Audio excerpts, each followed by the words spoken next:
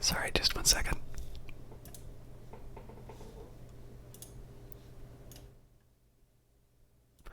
Okay, so it looks like basically every time I reset my computer, Windows is setting my microphone to 100. And as soon as I hit start streaming, I thought that that might happen. So hopefully I have saved your ears this time, but I apologize for all those other times that I got caught on the wrong foot with that. So let's take a minute here and just make sure I've got all my quality settings. Yes, we do, and I am tagged for Industries of Titan, so I'm actually starting to approximate a real streamer. There is one other thing I want to set up really quickly, then we will... I know better than to try and talk over the introductory video. I really like that video, and I'm not gonna... I'm never gonna get tired of playing it. So we are gonna open up Titan. We're going to enjoy an opening cinematic, and then we're going to talk about the new update as soon as I'm able to load Titan. Come on. There we go. Oh, interesting. Sorry, it's just giving me a cloud warning.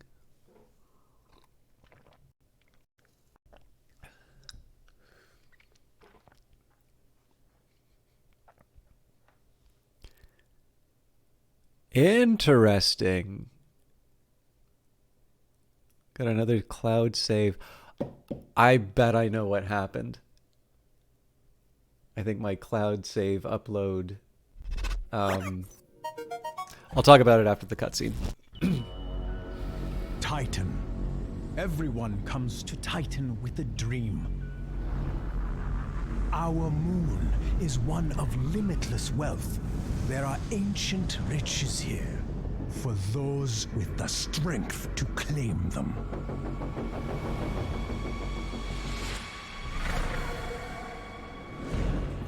But some dreams start smaller. A better life, more dignity, more comfort.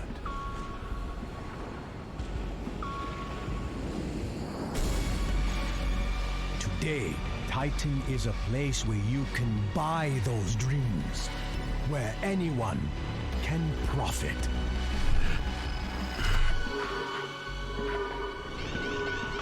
But it isn't easy.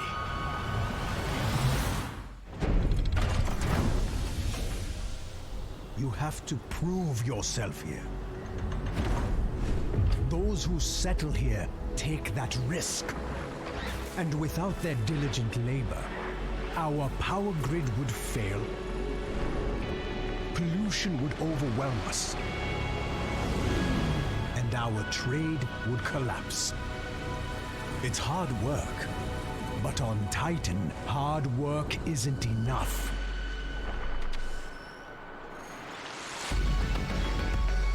The bold, the strong, those are the people Titan rewards. Those are the ones who see their dreams through. Exceptional people. Friends to the Council. That is why we're giving you this opportunity, Founder. We expect great things from you. Make sure you live up to our expectations. All right. So, like I said, I never get tired of that opening cinematic. We've got a new update. So December update and victory conditions. New corporate goals, new victory points, tech web scrap action, game over path to Zen mode, research advisor voiceovers, job UI improvements, and then the things that we saw from the previous updates. Hey, the exception, how you doing? Previously implemented snowstorms, sandstorms, new tech web nodes, Gatling gun device, which I never got to try last time, it occurred to me. So that's going to be one goal for this playthrough, I think. Research window, pylon inert ruins, zethane inert ruins, VFX improvements, and more. I have a feeling that the VFX improvement, that accounts for the fire, and I think I just didn't do any ship-to-ship combat to notice it. Anyways, I really like the look.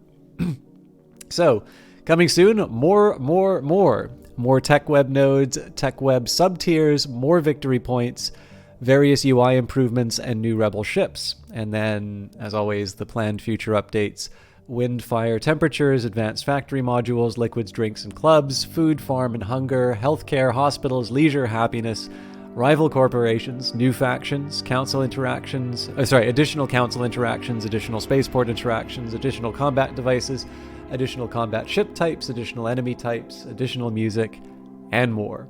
How am I doing? The exception, I will admit, I've gone through a pretty rough time at work these last few days. I'm actually...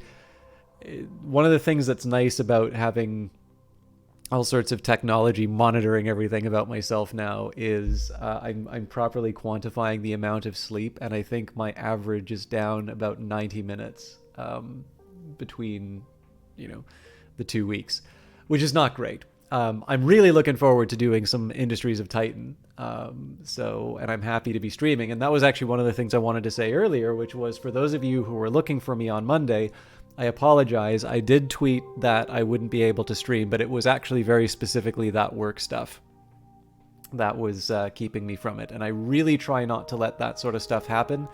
But in this case, unfortunately, I did give too much to my employer. And I mean, it's unpaid overtime. It sucks. And I am unhappy. But let's focus on the things that do make me happy, which is Industries of Titan.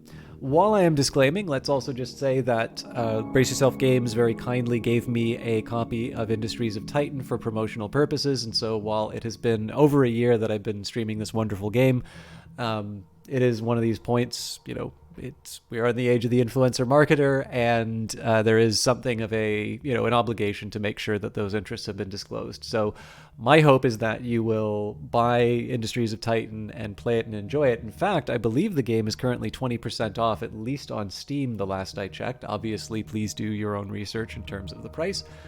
My hope is that you support the developer because they're a very good developer. They're a really cool developer, and I like to see not just more Canadian developers do well, but I'd really like to see very cool Canadian developers do well.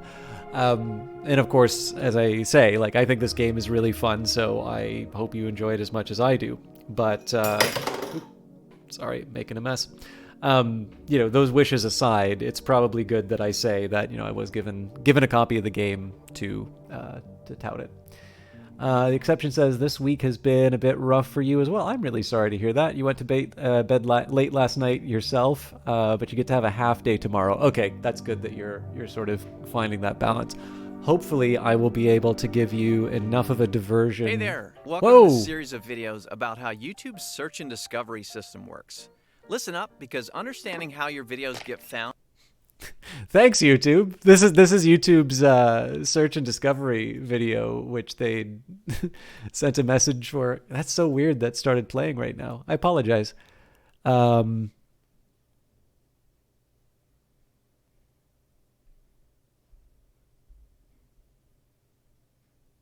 my goodness, sorry. I just got a message from a clown on YouTube. Okay, back to focus. Actually, sorry, I'm going to give a very terse reply to this.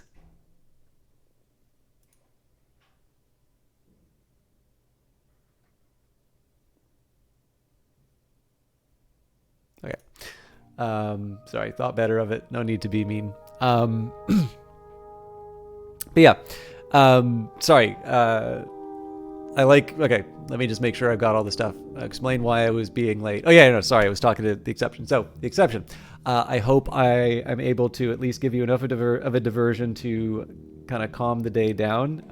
But I know with me, I sometimes run into the bad habit where Twitch will sometimes be a reason why I go to bed a bit later, so I hope I don't do that to you. But anyways, what I really wanted to do was talk about the patch notes, which I am now going to open as soon as I can get my hands on them.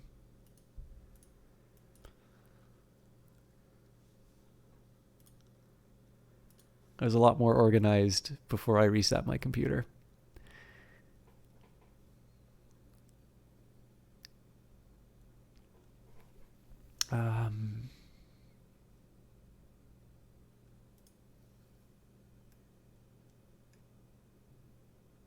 Oh, looks like there was a hotfix already. We will do the update. Okay. Let's see if this works. Hooray!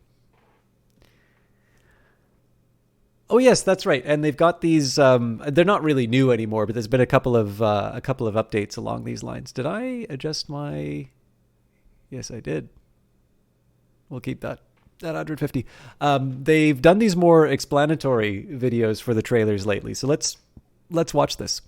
Hey founders, this is Kevin Regamy, creative director at Power Up Audio and sound lead on Industries of Titan.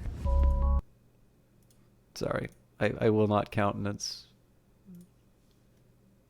the excellent work that Brace Yourself does in it being anything but the highest resolution. Hey founders, this is Kevin Regamy, creative director at Power Up Audio and sound lead on Industries of Titan. Hi, Kevin. This update, we're adding Titan's take on victory conditions, a new action for the tech web, Braxton Dawes voiceover, and more. The Council has set some corporate goals, or victory conditions. For now, they will fall into 3 main categories: economic expertise, political powerhouse, and military mastery. To claim victory over your rivals, you'll need to complete at least 3 goals within a single category. These goals will be different every time you play, so you may have to think differently with each new city corporation. We've also added a new action for the tech web. As you discover new technologies in the tech web, there may be certain nodes that don't progress your city corporation sufficiently. You can now ask your scientists to scrap a node. Scrapping takes half as long as researching, and a scrapped node will unlock all adjacent bridges without having to use your precious artifacts. Why, if it isn't our illustrious founder? These exciting new updates, as well as the usual bug fixes and optimizations, will arrive for all players on Titan Tuesday, December 7th, 2021. Expect more to come in our January update, when we'll be improving quality of life and adding new content. Thanks for watching, Founder.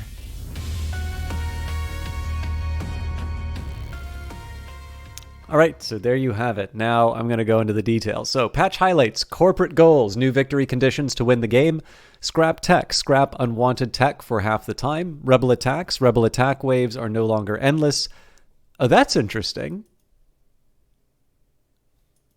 I'll see. Hey, Brace Yourself Games, how you doing? New voiceover for Braxton and Einar. I believe the congratulations was a new voice line. That has to be the reason that Kevin did the voiceover. For those of you who don't know it, the person speaking in the trailer. So actually, Night Valiant has been playing Into the Breach, which Power Up did the audio for as well. But you do see OTDQ stop by every once in a while. So that is, I think, the 3rd name from chat that you've now heard in these trailers. Industries of Titan is in early access, which means we are actively updating and adding new content based on our roadmap and your wonderful feedback. As a quick note, Brace Yourself Games will be taking a holiday break during this upcoming month. The next Titan Tuesday update will still occur as scheduled on January 4th, but may appear lighter as we are taking the time to address bug backlog and make less visible changes. See the full patch notes below. Well, and hopefully, taking the holiday break means that there's less that's happening. Changes as of 0.20.0, and as always, the little Saturn indicates changes due to the community feedback. Corporate goals offer new ways to win the game. Each game will have 3 victory cards, 1 unlocked immediately, the other 2 unlock over time, or you can pay to unlock them sooner. Each victory card will have 5 victory points. Achieving 3 out of the 5 points on one card will allow you to claim victory. 2 types of victory points, revocable and irrevocable. I'm probably going to have to see that in the game to follow it. You can choose to claim victory as soon as one card is complete, or wait to complete additional victory cards. Tech web scrap action. New option for the tech web. You can now scrap a tech instead of researching it. Scrapping takes half the time that researching does, and unlocking all tech bridges connected to the scrapped node. And will unlock all tech bridges connected to the scrapped node for free. Scrapping a tech will permanently remove it from the web, making it unavailable for the rest of that playthrough. Scrap carefully. New voiceover for Braxton Daw and Einar Peer. Braxton Daw has found his voice. All lines from this advisor are now fully VO'd. Einar Peer also has their missing VO lines added in. Improved employee management panel. You can now see all the buildings that can support employees in the employee management panel and assign unassigned employees to each building from there. Rebel attacks. So these are 2 community feedback and 1 normal. So rebel attack waves will now stop when all the rebel camps on the map have been destroyed. Interesting. Oh, wait. Okay. No. I get it now. So this coincides with the victory conditions where previously you wanted to blow up the rebel bases and then the game would end. Now you still have to finish the victory points, but the reason you want to take out the rebel camps is so that the waves don't come and demolish you. That'll actually probably make things kind of interesting. Although one thing that is interesting to me is if that's community feedback, I wonder if there was a different plan for that before. Anyways, killing all the crew aboard a rebel ship will cause the ship to self-destruct. Now, I think there had originally been talk. Now, when I say talk, as in sort of might be nice to have, we're thinking about, I think this was during the release, where I think there was some discussion about possibly capturing ships. As always, unless you see it in like a roadmap, and even then, like roadmaps can change, right? I don't know if that's still planned or if that's just an example of something that's just a little bit easier to do. But it'll certainly make life easier for my destruction here, because like obviously having to kind of wait in the air and just demolish the ship. That's not necessarily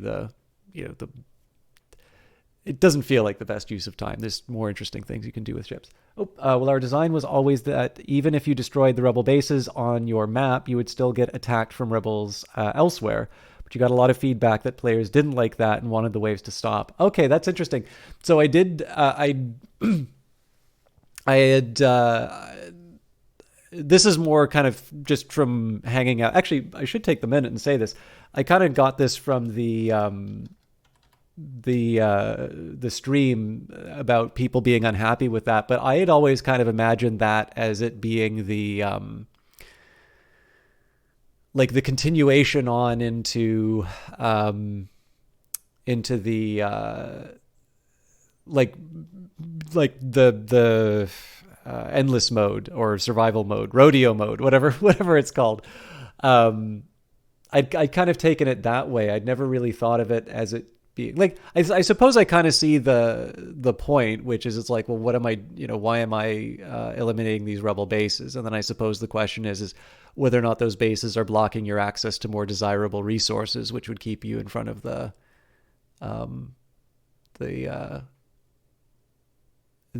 like keep you from expanding. But I mean, again, I play on normal and I don't continue on into the survival mode. So the rebel attacks would always stop because I'd either win or I'd get destroyed. Anyways, that's interesting. But I did do a quick shout out to Brace Yourself Games. I should let you know that this developer has a Twitch channel and they are much more competent at showing off their stream than I am. So in addition to, if you just really like Industries of Titan and want to hang out with some cool people, that is a wonderful place to hang out. Or on top of that, if you'd like to hear what's actually going on in Industries of Titan as opposed to my speculations, that's another really good reason for you to hang out there too. They also do some other games like, I did not see our last stream. No, I definitely did not see the last stream. I'm sorry. I don't know if that's in reference to the competence or my thought process on the... You died to the rebels because you forgot to build a turret. Well, that's fine, because I think that's more forgivable than me, where I deliberately play chicken and don't build the turret. And I really only have myself to blame in that one. Like consciously doing such a foolish thing like that is, I kind of feel like that's the shooting offense, or lack of shooting offense, I suppose, in that particular case.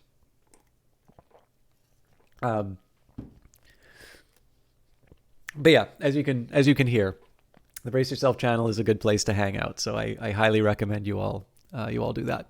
Also, they reduced the time between rebel waves by 10% because because Brace Yourself, if they're going to get rid of what we've done is we've temporarily shifted the rebel attacks that would have occurred after all of the, they've taken all of the rebel attacks that would have occurred after destroying the final camp, and they've just pushed them into the pre-camp destruction sections. I choose to believe that you got your data mavens to sit down and, if I don't know if there's any telemetry or that for Industries of Titan, but to take a look at the time, how many rebel, attacks there would be, and, kind of make an estimate in terms of how many total rebel attacks there were under the old regime. It's like, fine, you're going to think that you've got, you've saved from the rebels, but all we've done is we've just moved them in earlier. I see you. This is my my interpretation of this patch note. UI improvements. Claim and survey buttons were moved and reordered to resolve an issue that occurred with some localizations. Building level is now indicated on the thumbnail of the building. The tech web icon on the top left of the HUD will display the progress of the current research scrap taking place. I like that. I mean, I would have been okay with a with like a sound to indicate it, but I was definitely getting trapped. I suspect with other people. I was definitely getting trapped by the fact that I was too busy focusing on other things that I would go by. Oh, kites. Kite was playing something and then he went away. But yeah, I can definitely see why this was added. There will be a notification on the right-hand side when research scrap action completes. Okay, fair enough. And Zethane is now represented by purple instead of yellow. The overlay and map legend have been adjusted to match this, and I fully expect Lulu will write a lore reason as to how the original scientists on Earth had faulty information, which reported Zethane as yellow, but the true color was purple. And animation improvements: improved shipyard repair animations, improved shield device animations. Oh, now I have to start building shield devices.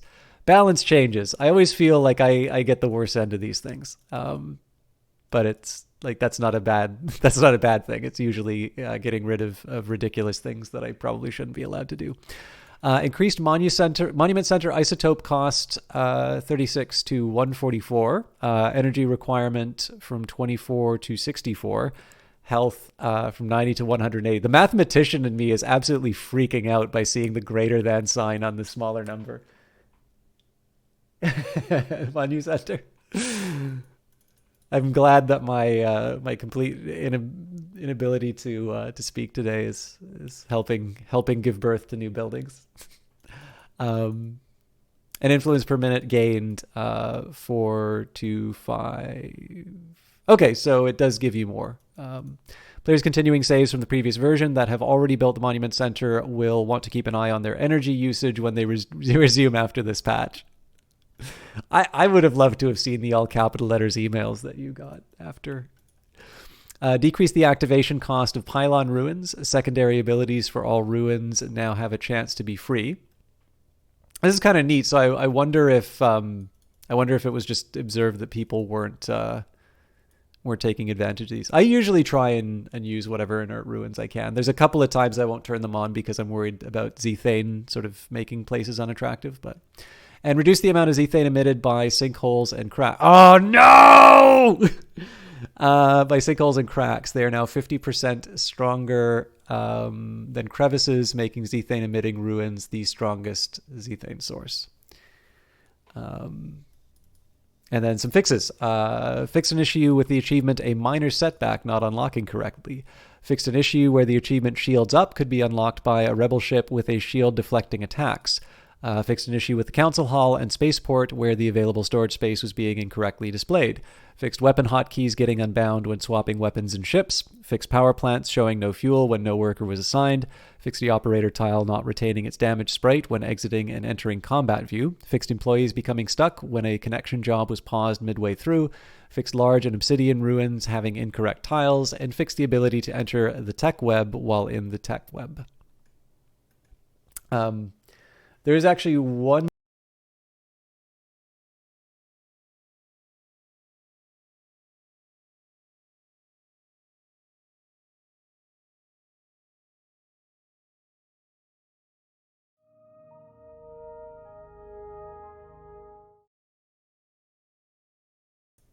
Sorry about that.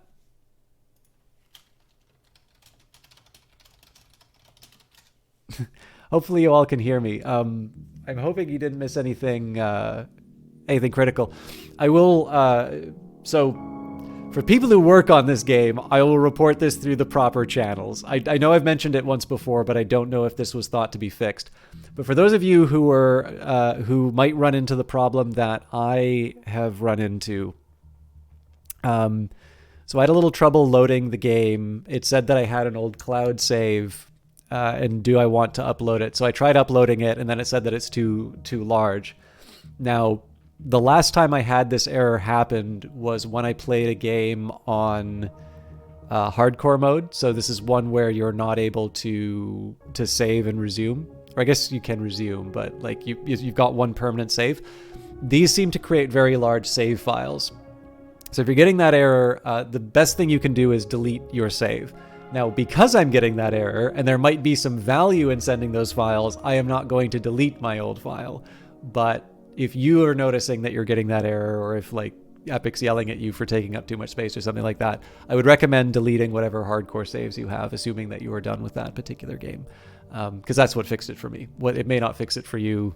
For that, I'll leave it to the good QA people. But we are going to start a new game, though. I wonder if I can see the... Okay. And let's try... I shouldn't try hard because I haven't tried the new victory conditions yet. But I feel like if I don't, then the rebels are going to start getting kind of smug. And sometimes it's fun to just get clobbered. So let's jump in. Let's jump into hard and see how we fare. All right, as the Titan Gold Rush ramped up, many startups and corporations from Earth, Mars, and the asteroid belt have scrambled to snap up ruin-rich land and start their own urban businesses. The Landfallers faction is the swirling, leaderless group of striving hopefuls from across the system. They're people who dreamed big and have probably tasted failure. They also share a common hyper-capitalist culture. Landfallers are motivated by their perilous position and the powerful rewards of success. Every once in a while, these ventures can be incredibly successful. A few are already on their way to becoming full-fledged factions on Titan. Will you be the one that leads them to system dominance? Every dominance is system dominance on this channel. All right. So we've done standard investment, ruthless opportunity. I'm trying to remember which of these I've tried and which ones I haven't. Hey, Dodge Viper. There's a side of me that just wants to try standard again. Ruthless opportunity might be a bit much, given that I'm on hard.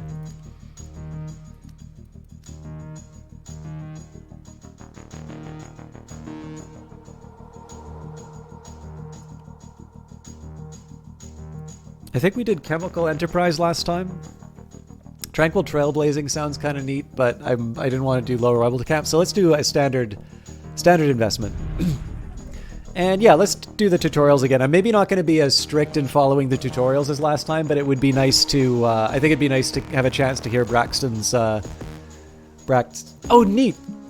You can pick a random logo too. So this is the Shorian Associates, and this is their logo because the fates have determined that it is so. On we go.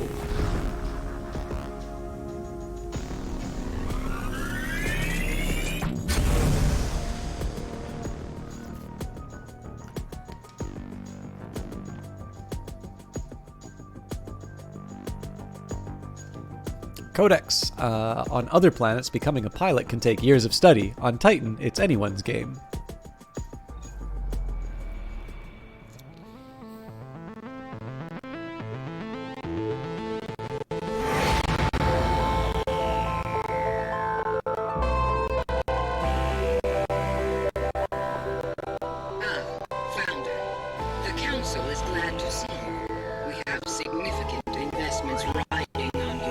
success.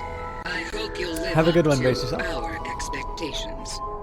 I will see you hopefully later, but have a wonderful evening if not. Welcome, founder, And to Industries of Titan we will Early catch up. Access.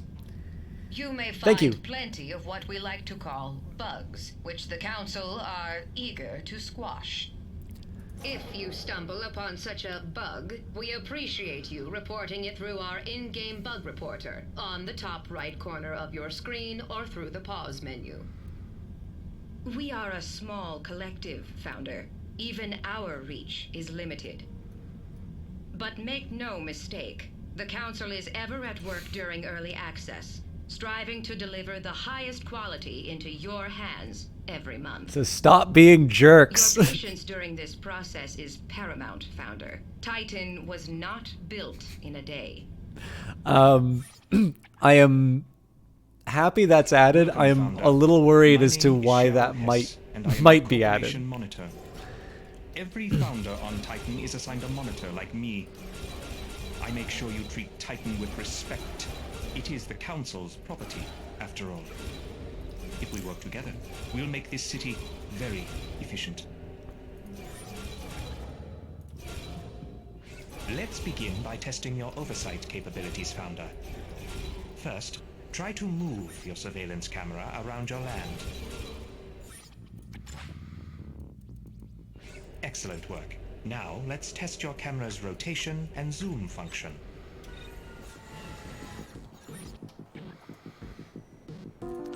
Working as expected. One last thing to ensure everything is running correctly. Try pausing and resuming, and check that your speed register is working properly. Excellent. Everything seems to be in order. Then, we begin with your main duties. Founder, please take a close look at your starting territory. The outlined tiles adjacent to your headquarters belong to you. You are free to do as you please with this land. Any land outside your territory, however, belongs to the Council. If you wish to use that land, you will have to pay the Council with influence. Hello, Night Valiant. I will say a proper hello as soon as the tutorial is Founder, done. I see you eyeing those ruins. Intriguing, aren't they? The ruins cover almost every inch of Titan. They're the wreckage of an earlier, more foolish age. The doomed settlers who built them left many resources and artifacts behind. Your territory already contains some ruined structures. You can survey them in your city view. Survey results will show you the contents of the ruins. Issuing a survey order will assign an employee to do it for you. Try surveying the ruins you control. Founder, survey results have shown that some nearby ruins contain valuable resources. Resources are used to construct buildings and devices. Our city needs them to grow. Try salvaging one of the ruins to gather its resources now. The resources you find there will be placed in storage by your employees, if there is storage available.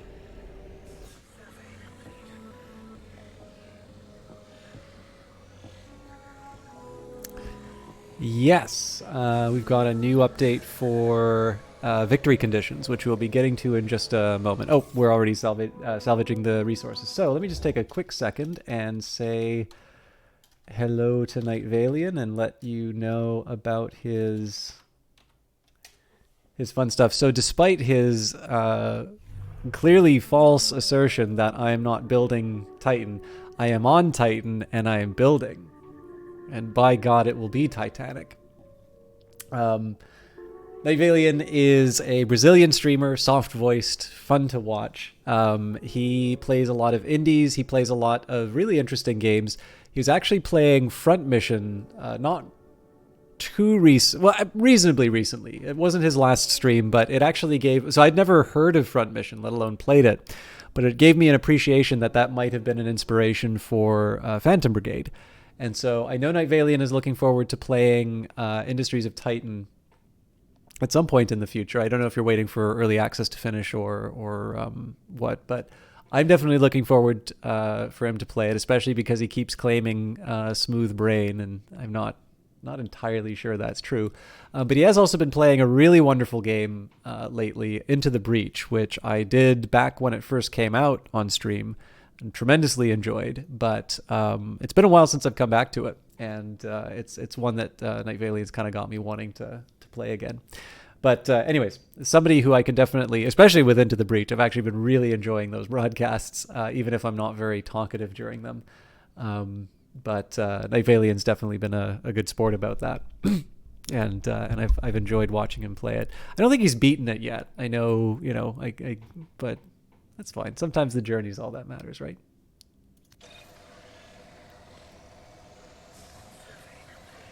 I mean, he'll say that he's beaten it, but every time he's on the final mission and it's got like 1 or 2 turns left, I just make sure to go to the bathroom, so I've never seen him beat the game. You may be interested to learn that there are other secrets hidden inside the nearby ruins. They can contain artifacts, rare and valuable technology from before Titan's fall. When you select a ruin, you can choose to extract artifacts instead of salvaging it. But keep in mind, not all ruins contain artifacts. You must survey them first to make sure. Artifacts are very rare, so use them wisely. If you have many artifacts, you can always donate them to the Council. It will earn you quite a bit of influence. It's not a lot of real like bonanzas artifact-wise. Oh, hey there, Founder? Right. They told me you'd be checking in soon. I'm really tired, Night Valiant, but doing okay otherwise. Management officer. I think that title is pretty reductive, but yeah, I'm the one who moves the waste around. You make the trash, I move the trash. You dump the trash, I burn the trash. It's a beautiful partnership. And boy, you do have a lot of trash piling up around your city, don't you? No worries yet, though. We'll handle it later. Welcome to Titan, Founder. I am Einar Peer, your council representative. Hi, Einar. There are currently 9 council members on Titan. Each of us sponsors and oversees different corporations on this moon. I am your sponsor. Your city permit and council funding are thanks to me. I hope you will return my faith with high profits. And remember, everything the Council has given you can easily be taken away. Does anybody in chat have a favorite character? Founder, the Council has granted you a headquarters facility. Enter your headquarters by selecting it in your city view. I suggest you build some devices inside of your headquarters. Every new city needs a few essential devices to operate smoothly. I realize... Founder, this headquarters is the best place to build the devices that will keep your city running. The first devices you need are storage containers to hold your minerals and isotopes. Build a storage container here in your headquarters. If you need more room, you can also build one inside a factory.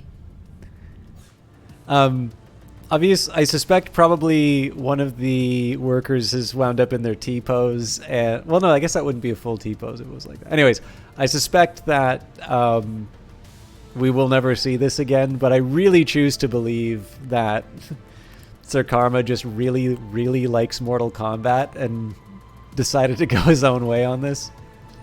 All right. What I'm going to try and do, build a storage container to increase the storage capacity. So one of the things that I have found kind of neat, I noticed that they sort of seem to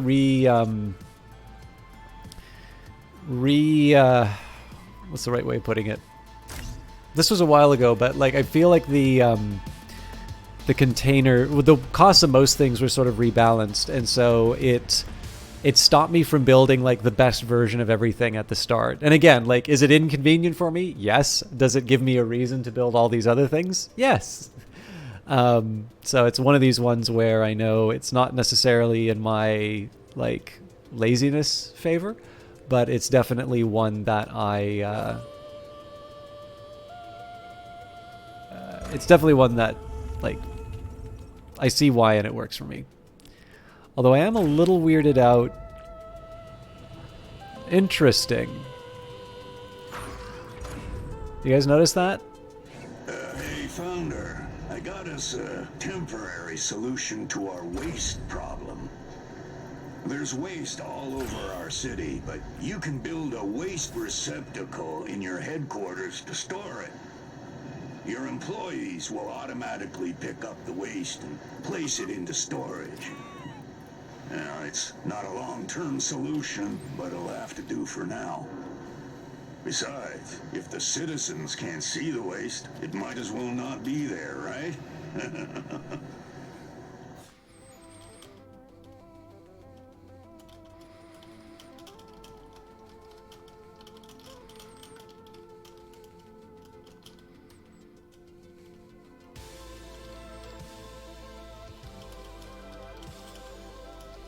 I'm not sure if... I can't think of a reason why that would be intentional, but obviously it's not. I mean, this is clearly a...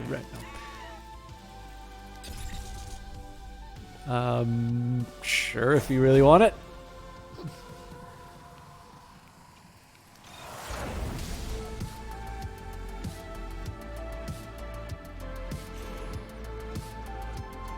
That could just be wasting somebody's time, but... I know if I don't submit a report like in the moment, I'm much less likely to do it at the time.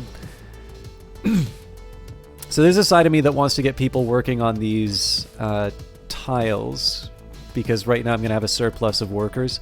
I am kind of close to... Oh, sorry, I forgot to do the waste receptacle. I am kind of close to getting my delicious...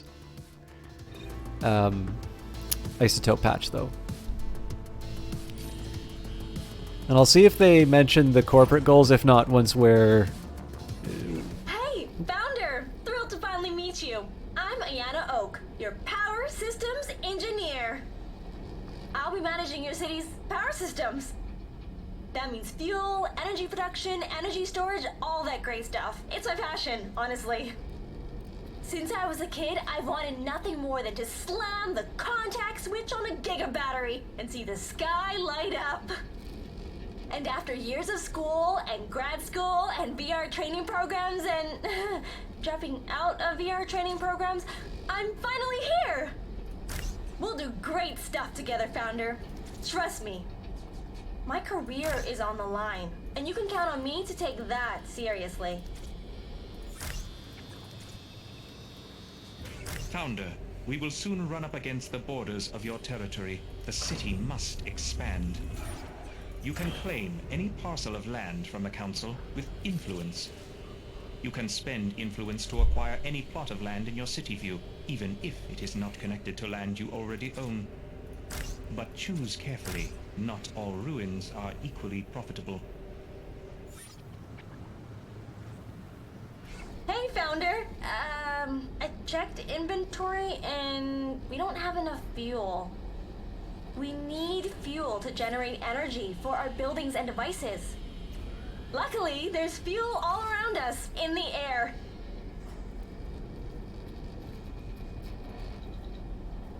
It comes in the form of zethane, a finite but easily trapped gas that pours out of crevices and sinkholes. Titan's air is so toxic, it contains many flammable substances we can burn for energy. So, build a fuel fabrication device in your headquarters, or in a factory. These devices don't require any external energy of their own, and they operate without employees. Very convenient.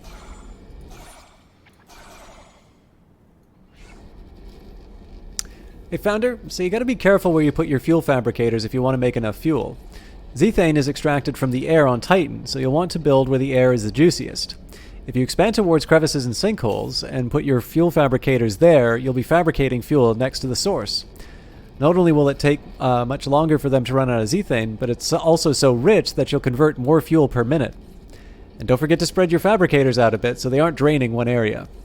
Oh, and Founder, if you want to know how much zethane an area has, there's always the zethane overlay that you can toggle on or off at the bottom of your surveillance screen in the city view. Mad perps. Sorry, I realize I'm not doing Ayana's voice Okay, acting Founder, justice, but it's finally time to turn our fuel into energy. Most buildings and devices need an external source of energy in order to operate. Build an energy generator somewhere on empty floor space, in your headquarters or in a factory. The generator will convert fuel into energy. this is going to be ridiculous when I build a fuel turbine here. All right, the juice is flowing. It's time to send that energy out to the buildings and devices that need it. Energy doesn't travel on its own. I wish. We need relays to carry the energy. Let's build some relays now. They'll power everything the grid touches. Just make sure that all the buildings and devices that need energy are connected to the grid, and that the grid has an energy source. Founder, it seems that you successfully constructed an energy system to serve your city. However, your future population also needs to be stored adequately. I suggest you construct habitat pods inside your headquarters. You can set these pods up next to your factory equipment. Don't worry, your citizens won't mind. This is going to make a mess later, but I kind of need the space.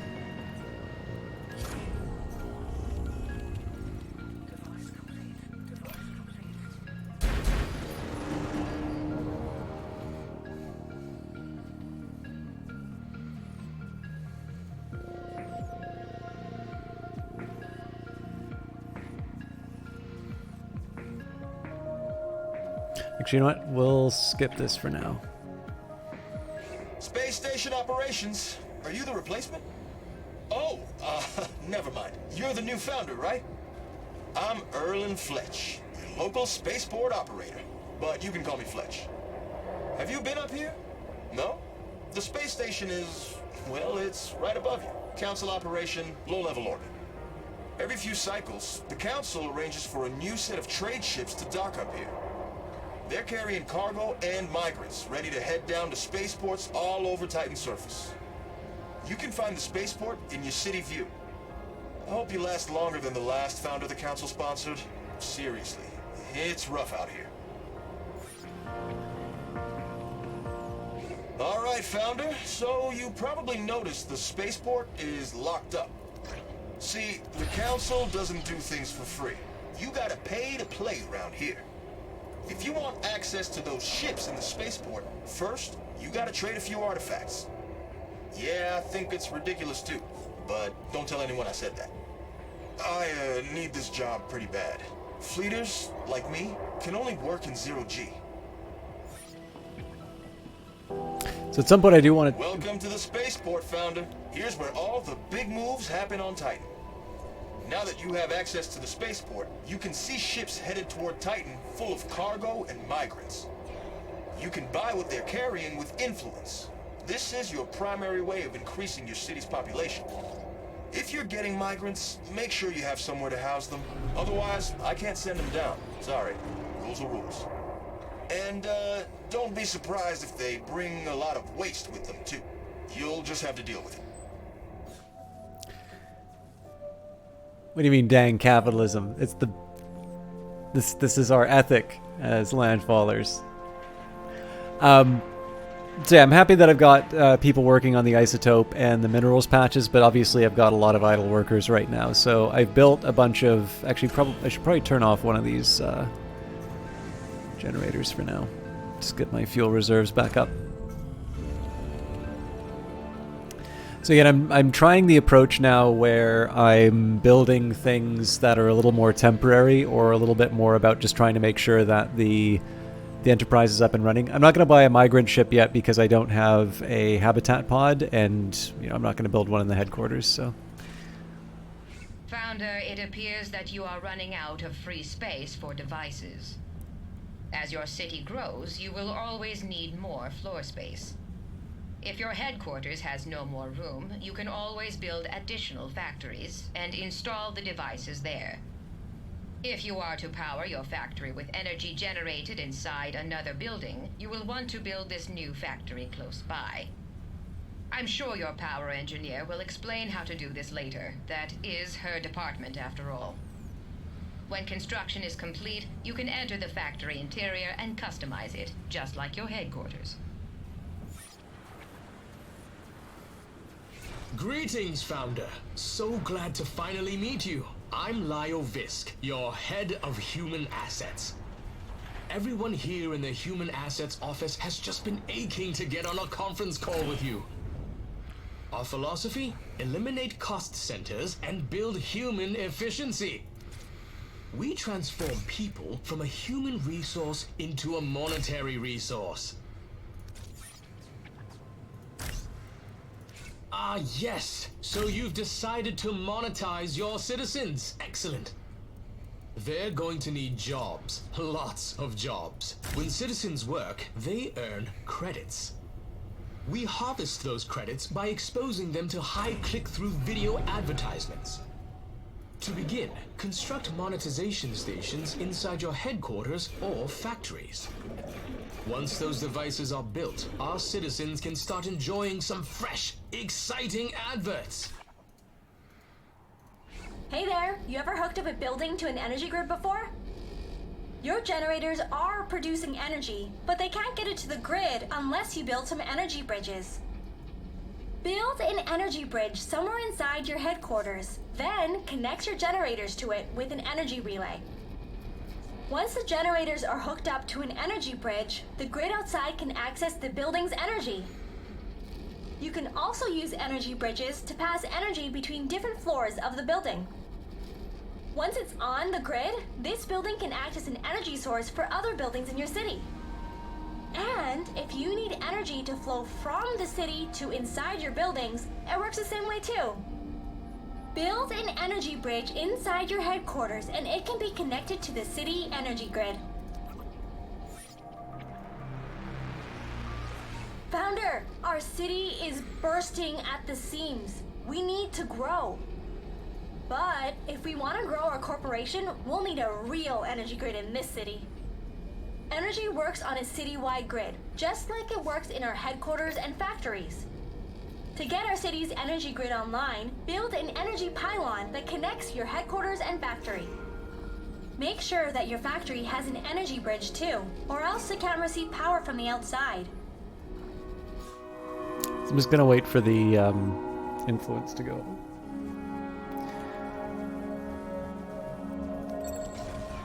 Just wanted to grab those extra minerals while I could, although that's not going to make that much of a difference because I still need to put the pylon down. So, any bridge number 1, relay. I'm going to need another relay to get things up and running. And again, all of this is eventually going to get demolished in favor of slightly more efficient mineral use, but I'm short on minerals right now, so I need to be a little more careful.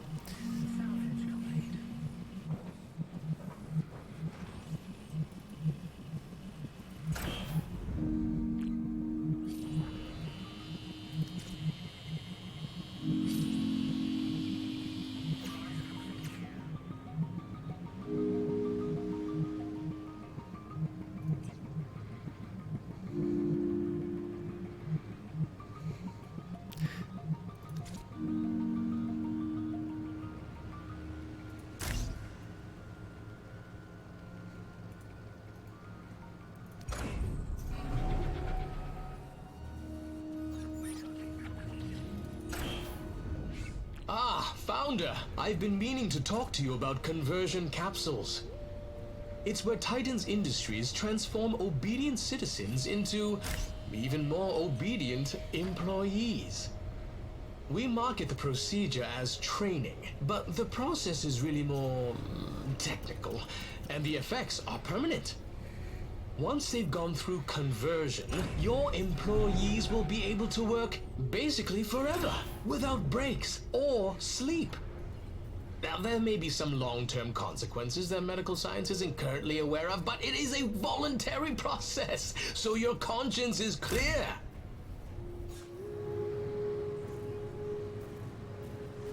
I don't normally build this early, Actually, I've probably failed to pay... I think I failed to pay wages, so...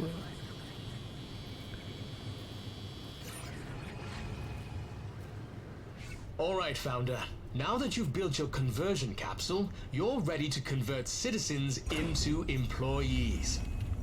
Start by selecting one of your conversion capsules. This is where you'll pay for new employees. Give it a try now. Your citizens are very eager to sign up. Oh wait, for I don't have conversion. citizens. We'll just dismantle that and move on.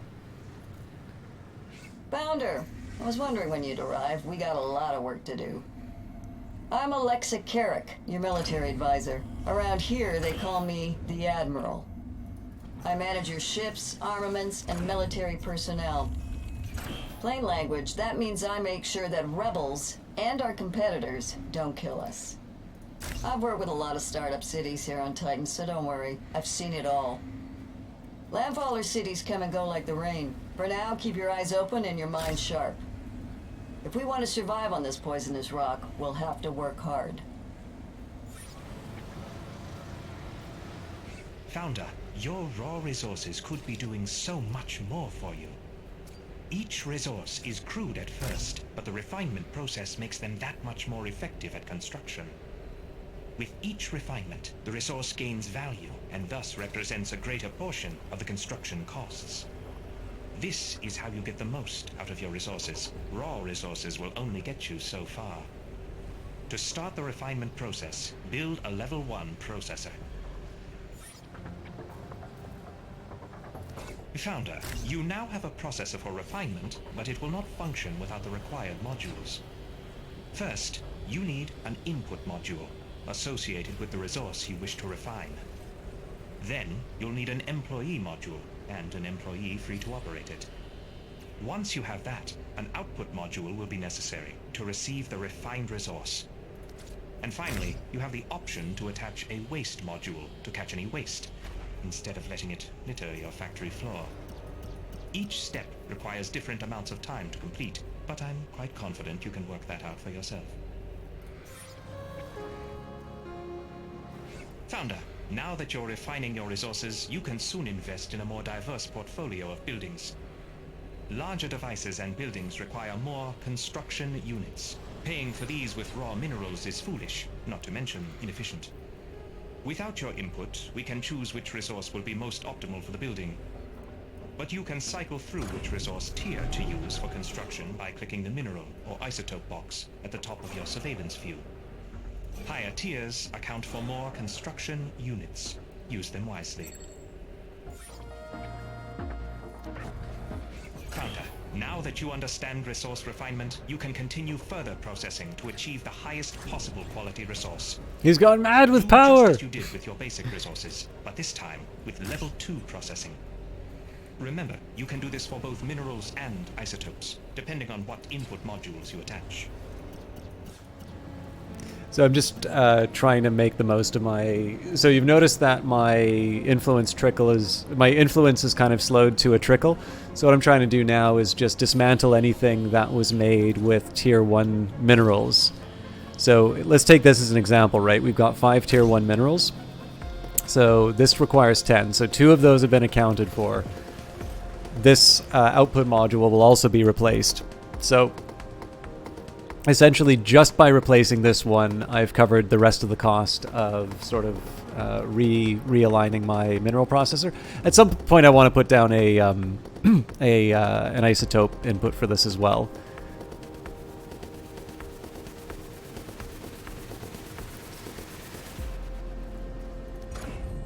Although, did I just run out of... Nope, we still have space.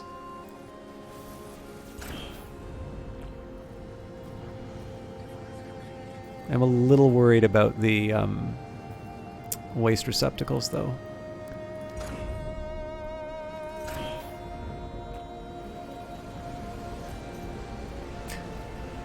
I'm a bit of a dummy.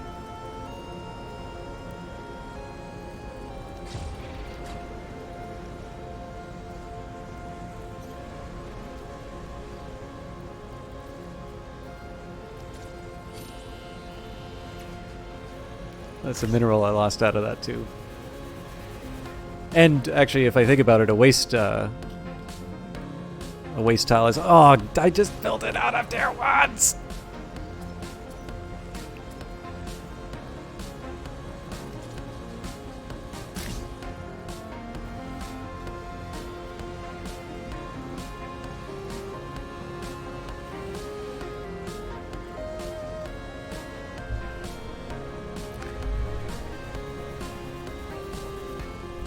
So when I can, I'll build a couple of waste receptacles up there. I should double check how those numbers work out. So 15 apiece, so 4 of them would be 60 units of waste. And then if I built a storage container, that would be 48 units of waste. So it is better. It's maybe not more mineral efficient, but it's definitely more space efficient to build 4 waste receptacles than the storage, leaving aside, of course, any considerations of logistics, because that doesn't currently affect the game.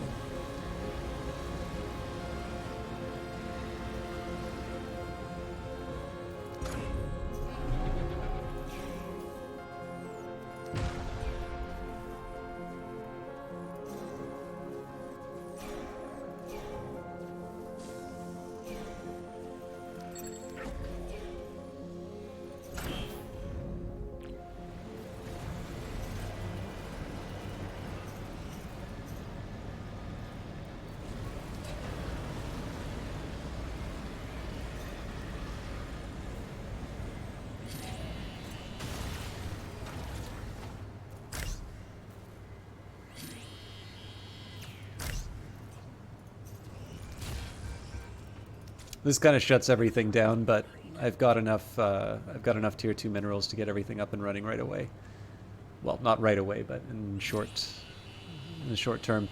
One thing that I don't mind sort of hanging the tutorial on this part, just because I haven't been talking a whole lot, and that's because I don't want to talk over the voice acting. So, hello, I'm still alive. I hope you're all doing well. So I'm not necessarily going to rush the start of the game, but I am going to try and at least be a little more on the ball in terms of getting things done. So I don't necessarily mind following the game's instructions where I think they make sense, but obviously when it comes to things like the, building the habitat pods and such, I'm not quite ready to do that yet. So now this kind of interests me. So we're still sort of wavering a little bit on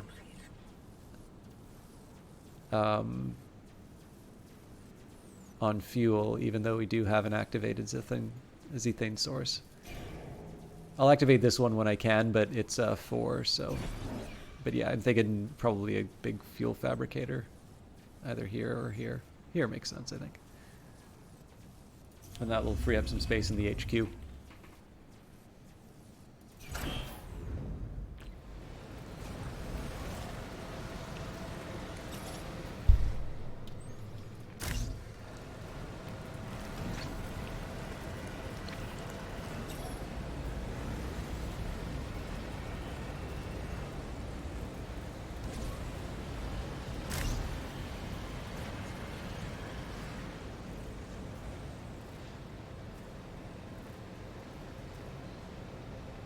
Probably, you know what? I'm going to build that isotope module first. Oops.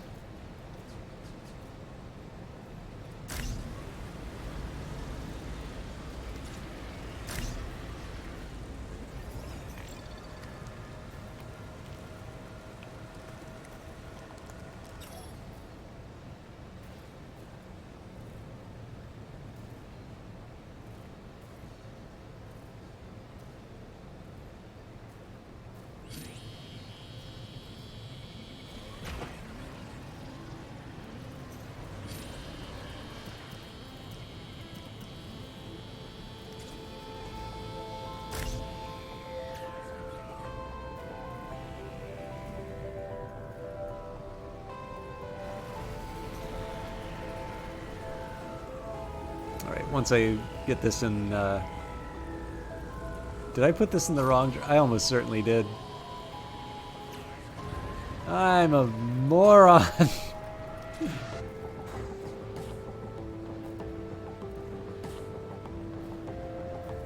So I want this to be dismantled first. Excuse me. So I can plug it in the right spot. I'll kind of explain. So maybe I can explain the reasoning now. So there's already a tier 2 mineral down there, so that's not going to count, or it used to not count against. Oh, they picked it up right away. Okay.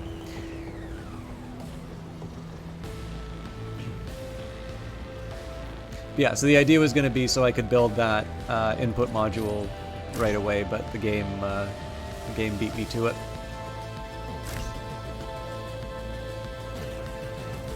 So when I can, I'll try building the tier 2, but again, I'm not in a particular rush.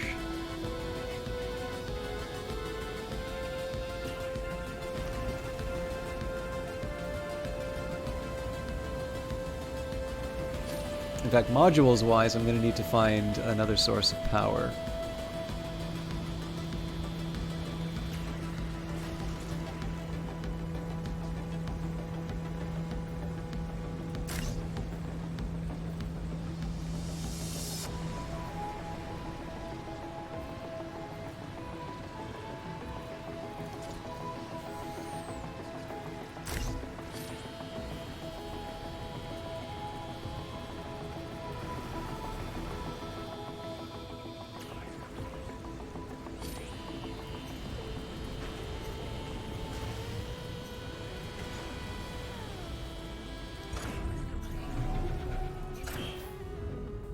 I know there's the shortcut up here, but I'm very much a creature of habit when it comes to this sort of thing, so... I think we'll wait till we make our first tier 3 before I try and go for a large generator. We've already got some savings as far as energy goes, so I'll just slowly start dismantling all of this when the time comes.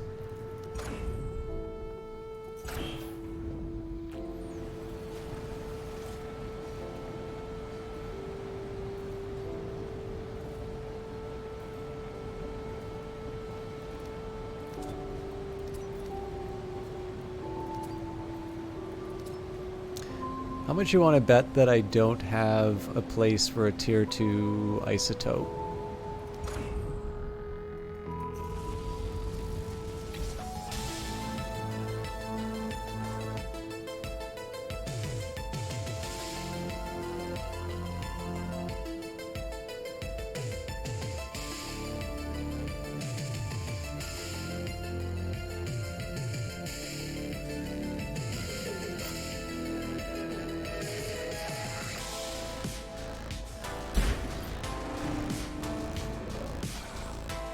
So I might as well wait on the 40 influence to get the isotopes again.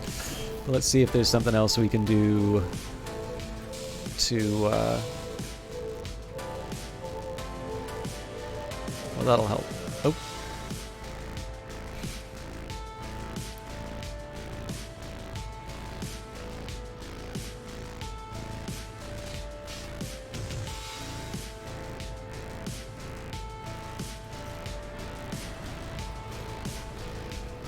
I really hope that's a mineral that they're making.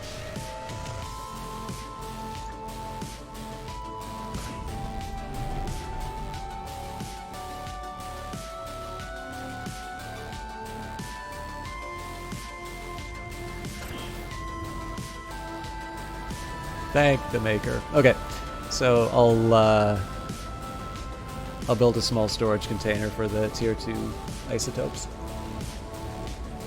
It's not the most efficient approach, but it's got me where I need to go.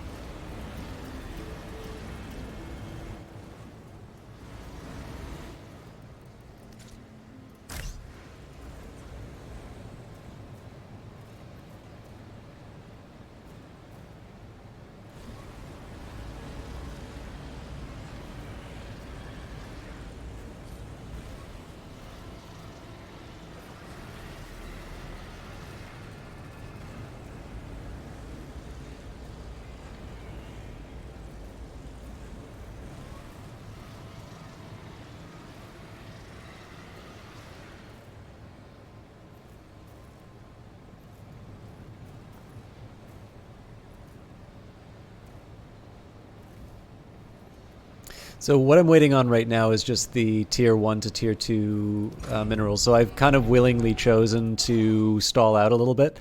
I'm not 100% sure how I feel about this overall approach.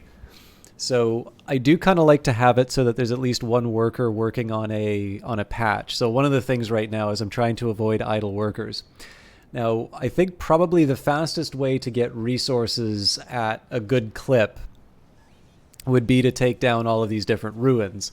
But like in terms of the speed at which I generate influence, and particularly because so many of these different ruins have artifacts which I'm going to want, it's a little hard for me to say, okay, well, you know, it's viable to sort of build my city out of just the things that I'll pull out of ruins.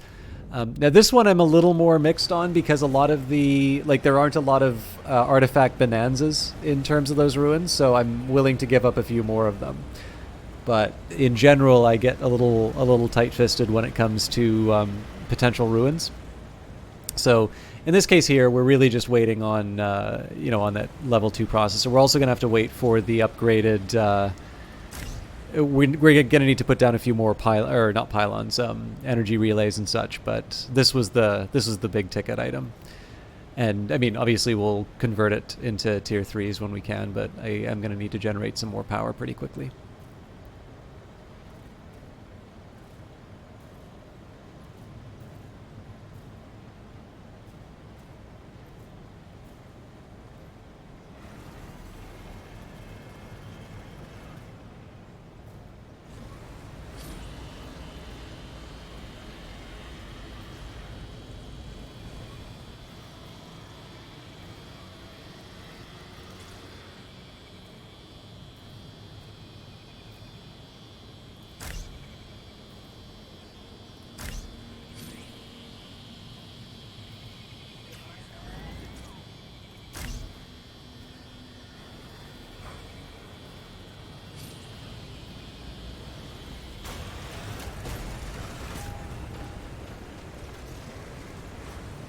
Oh, we do have enough power. Interesting.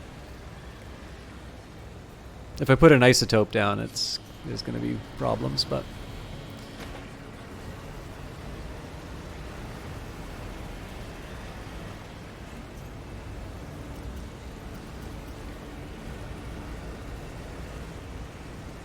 Actually, I guess I don't really need the extra isotopes, so... we'll let it run. I think I will save up for a new minerals patch. This is the point where workers should be getting a little more scarce because I've got 2 locked into the employee Founder, modules. it looks like a couple rebel birds picked us up on radar. They've altered course toward us. Rebels don't only fight against the Council. They'll attack anyone who works with the Council, too. They'll be here soon, but we have time to prepare defenses. If you haven't already done so, save up the required resources to unlock the defense turret. A defense turret can defend the settlement against low-orbit military vessels. Build one now to keep the rebels busy. And don't forget, we'll need an employee to operate the turret in order for it to function. So we're going to skip the turret for now. I did add that to my list. So, Founder, you probably noticed that our waste problem is getting pretty serious. Well, no need to fear. Waste management is here, etc., etc. Our citizens and our factories are all producing waste. You could let the trash pile up, but it's better to get rid of it. Citizens prefer it when our buildings are clean. The Council likes it when we keep it tidy, too. The easiest way to disappear all this garbage is to build a smokestack. You can find it in the city construction menu in the city view. I'm trying to think, we'll wait on, I will build this smokestack when I can, so I think we'll just wait to complete that item. So I'm getting rid of this generator because we now, with our tier 3 minerals, we can afford a large one without it being ruinous. Now, I am going to have to wind up juggling around a few other items which are not so easy to replace.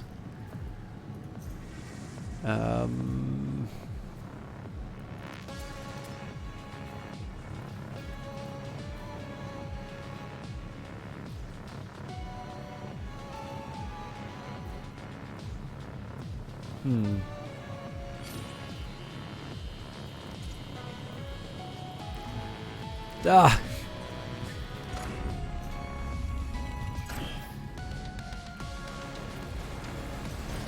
Okay, we're going to turn this all off for a little bit.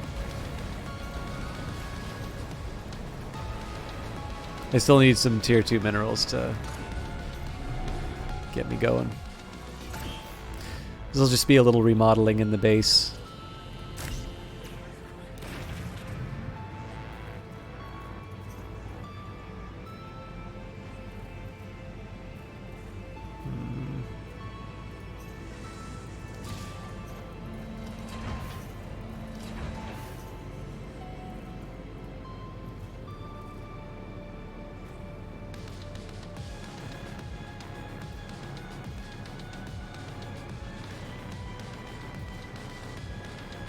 I don't think I'm going to have enough space to clean it up, sadly. But we can start moving it towards the intended destination, which is this factory.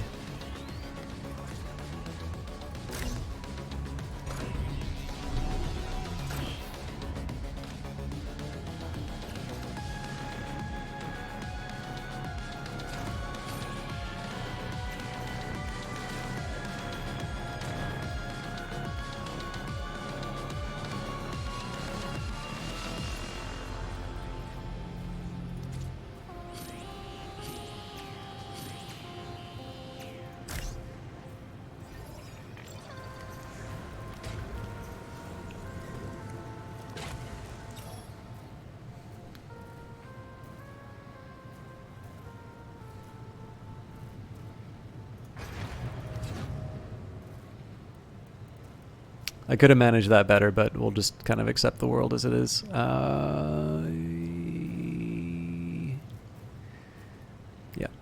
I gotta wait on this getting placed first.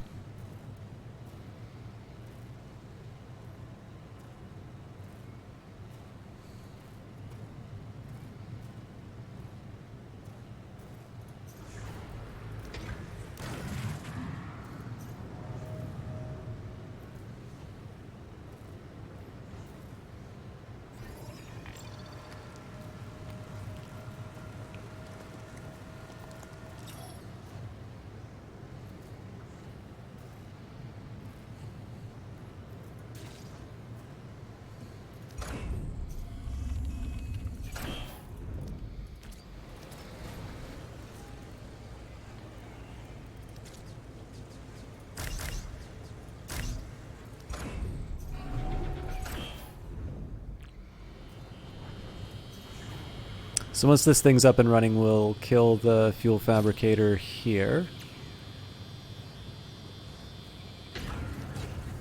Okay. So a lot of tier 1s at the moment. That's not ideal, but we'll be able to get around it. And then I'm going to build a large storage container so I can stick it up here, and then we'll sort of have some free space here. Although, of course, we have a lot of garbage, so it's going to take just generally longer for everything to get properly built.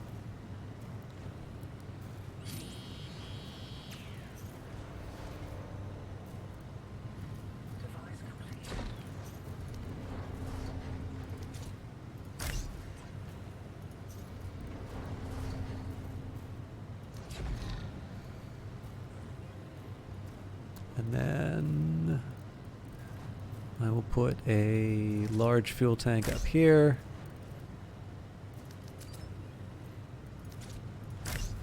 And a battery, and then there's some shenanigans I can play with batteries and all of that down in this corner here.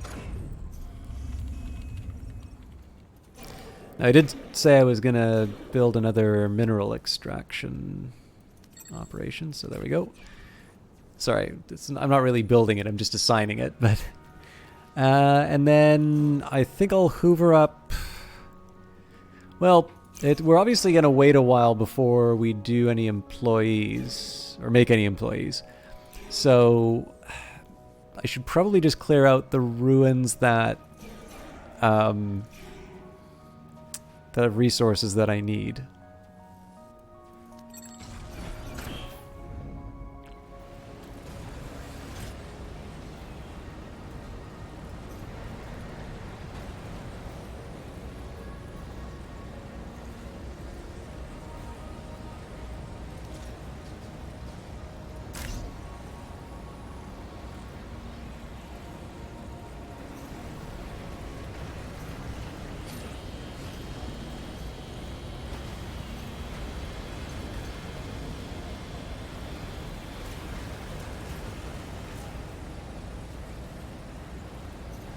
I think I'll actually turn off the mineral conversion for now, and let's try and get some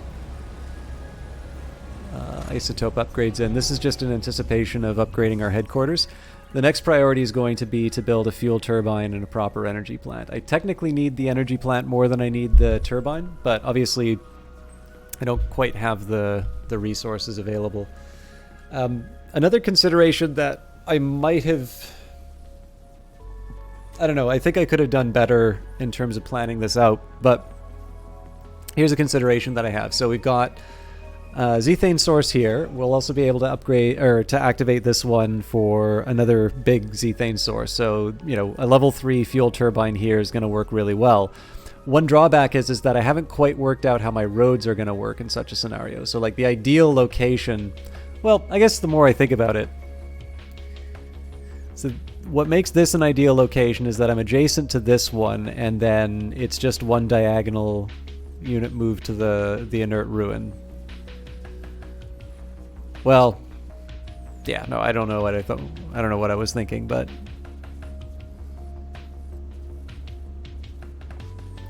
yeah. So the only real drawback is that the roads, like this, kind of closes off a potential spot for roads. I was oh man, I was originally thinking of putting residentials here, but then the spaceport's gonna get in the way of those plans.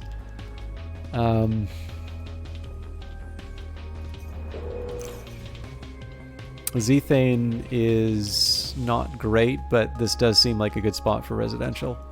I don't know, we'll figure it all out later, but I was just trying to think of different places that I could put roads to make the place somewhat attractive.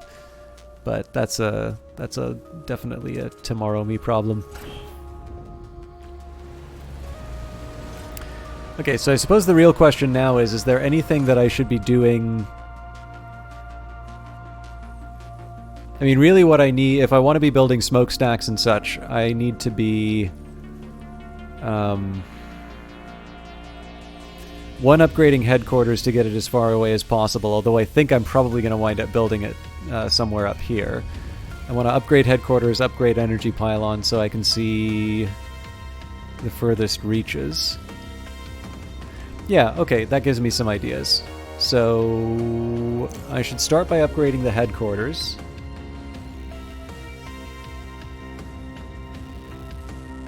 So that I get the maximum reach. Potentially upgrade the pylon, and then we'll find a place to put down the smokestack. So for headquarters to upgrade that, we need 27. Eventually for our fuel turbine, we're going to need 200, so that's 8. Well, 16, because I'll build 2, but... Okay. Yeah, we're well on our way. We should just focus on the isotopes for now.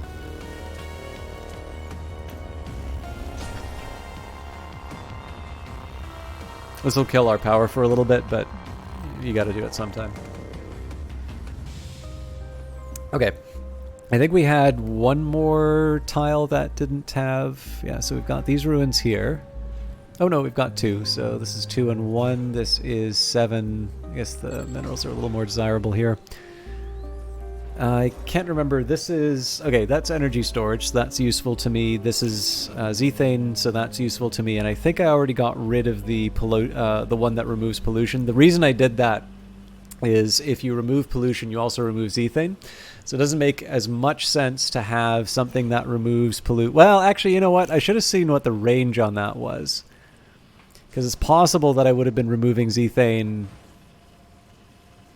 in a desirable place as opposed to killing that. Like, so this is a little like plus sign, right? And none of the extractors that I'm building, oh wait, no, sorry. This plus sign is from my fuel fabricator. But yeah, it's like it's possible that this that those were not in conflicting spots. That's kind of my bad for doing that. I guess I did say I was going to take a look at the gold. So, martial mastery, we need to be impenetrable. Wow! Own 22 defensive turrets? That's amazing. Rebel Eradicator, destroy 3 rebel HQs. I believe I need to pay for that.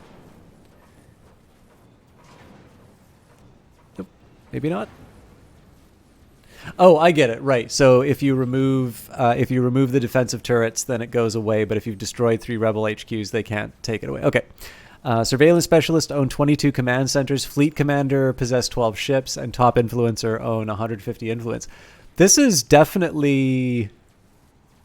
These are definitely quite steep as far as goals are concerned. Like, I don't think I've ever gotten close to owning 22 defensive turrets. 12 ships, you need at least 6 shipyards.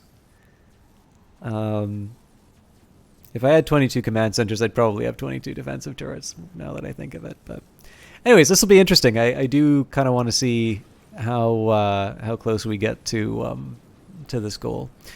Let's clear things out for my...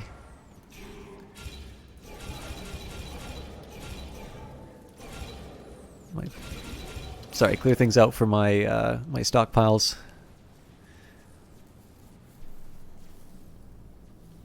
So I don't think it would hurt to have a waste a smokestack here.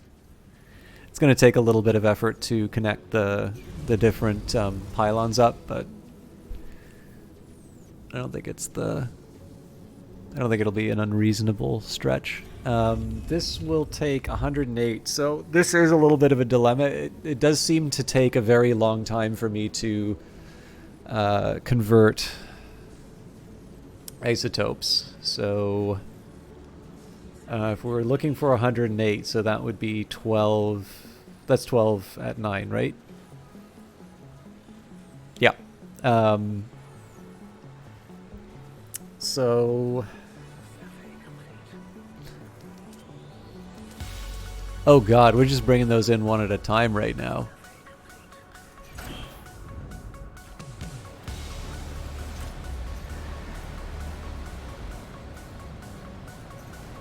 Okay, I think I'm going to have to turn off the isotope refining operation for a little bit. It just takes too long.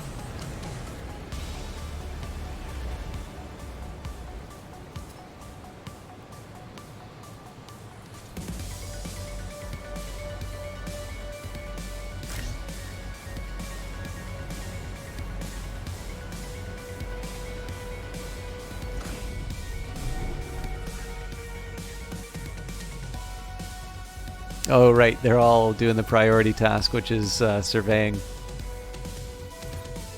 Wait, that can't be right, because the construction outrates... Oh, well, construction might outrank ruins, but it doesn't outrank processing. Mind you, processing will always happen, so yeah. It's still the right layout. It's just one that is a little inconvenient. We're past it now, so...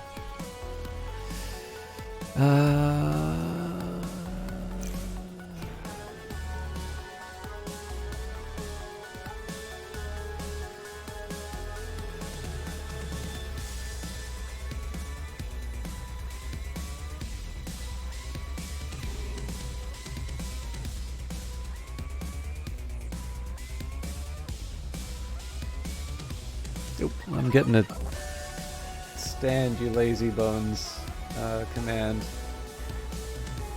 Wow, it's been 90 minutes. I wasn't thinking it was going to be that long. I am sorry that there hasn't been as much progress on this particular run. I feel it's kind of like this at the start with me though, but I am going to need to take a small break just so I can get up and move around. I am going to run ads for it because I hate you, but I love money. No, what I am going to encourage you to do is to get up and have a little move around yourself. If you have a glass of water, now would be a good time to refill it. If you don't have a glass of water, maybe go get one. But yeah, I am going to take just a quick second to myself. Well, let's say a minute, possibly two. And I'm going to, act in accordance with the rules of technology. And then we will be back to make some more progress on our city corporation. Anyways, I will see you all in just a minute. Hope you stick around.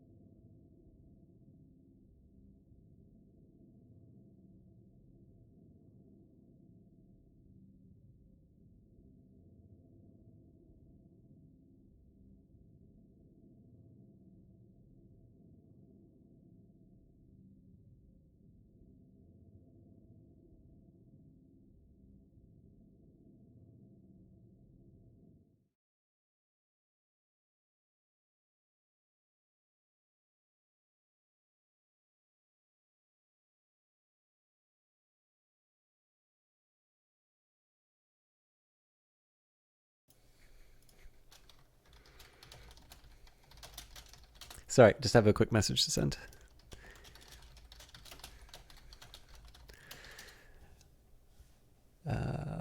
Okay.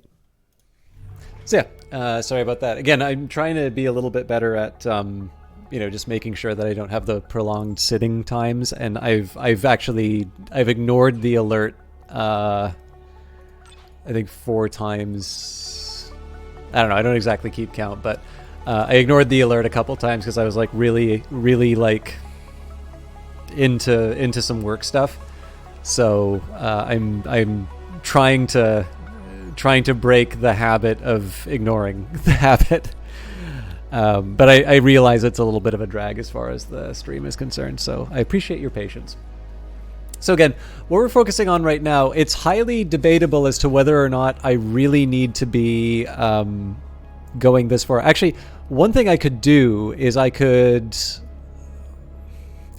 mine out these ruins, and then when I expand the headquarters, yeah, that's what I'm going to do. We'll grab this for its artifact. I'll start by putting the smokestack down here. That way I'm not going to have to go all the way up to all of the tier 3 isotopes. And what I'm going to be able to do, I'll be able to start burning up the trash sooner rather than later. I may want to change the structure of the pylons. I don't know if I want to put them all the way up to like a tier 3.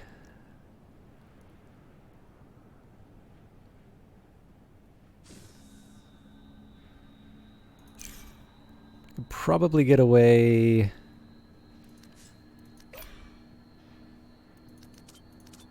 Could probably get away with putting a pylon down like this and then upgrading it. Yeah, and then I don't need to move that one. Perfect. I don't know why I went in there. But it does give me a chance to... Right, so I don't want to put waste receptacles in here. I want to put other things.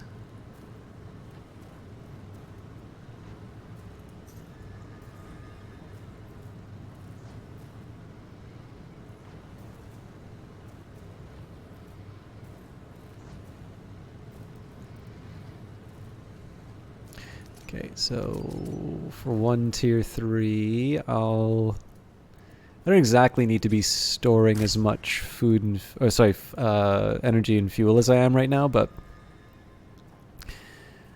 I'm trying to think of a good way to handle the... I think I'll just put 2 batteries in, like...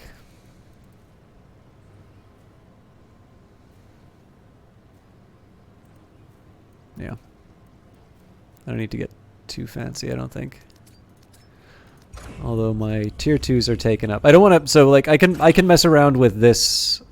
I can mess around with this quite a bit, and it will help in terms of, like, moving out the trash and all of that, but I don't want to... Like, I don't want to sit around and wait for the resources. I do need to get things like the smokestack built. That's a little bit of a higher priority. So the smokestack only needs 100 minerals. We should be good there, and then 2 isotopes. So I am going to start running out of tier 2 isotopes.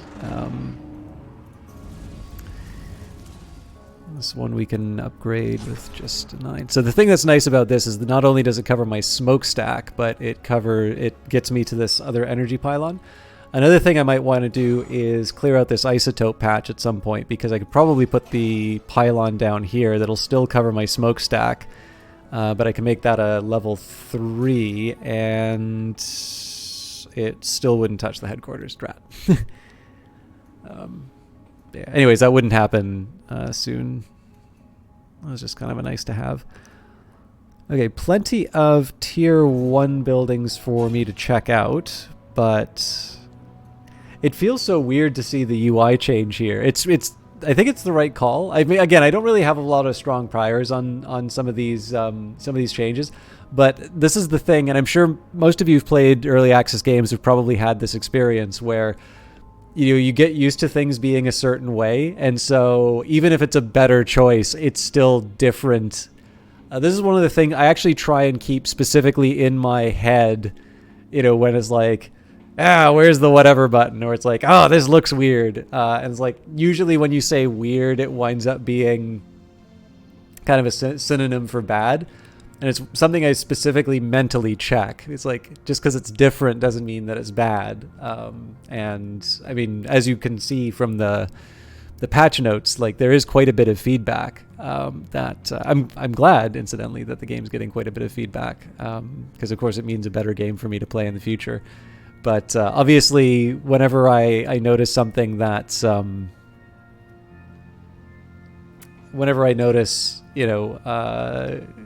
whenever I'm like, wait, wasn't this button over in this spot, or whatever the different reaction is, it takes a minute for me to just sort of catch myself and be like, oh yeah, no, this is what it used to be. The problem is I'm actually trying to remember how the menu used to look.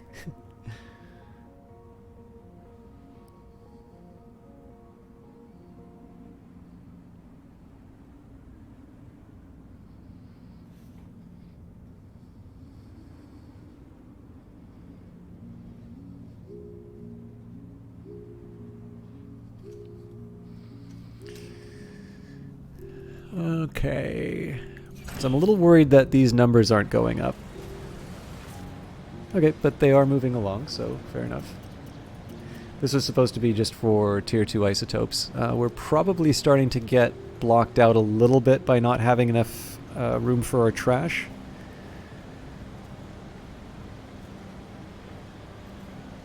Again, I would like to get that... would really like to get that fuel fabricator or fuel turbine up and running. another thing I can do is activate this ruin. So that's not going to help me as far as generating workers is concerned, but after that, so if I just take a look at my current position right now, I'd love to take advantage of these obsidian ruins, but they have a very high influence cost, so I'm not gonna be able to work with that right away. In contrast, if I look at, so we've got 21 and 3 in terms of minerals. For 20, we've got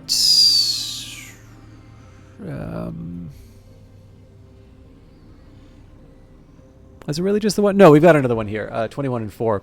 So basically there's 40 influence worth of, oh, my apologies, 60 influence worth of the non-artifact producing extractions.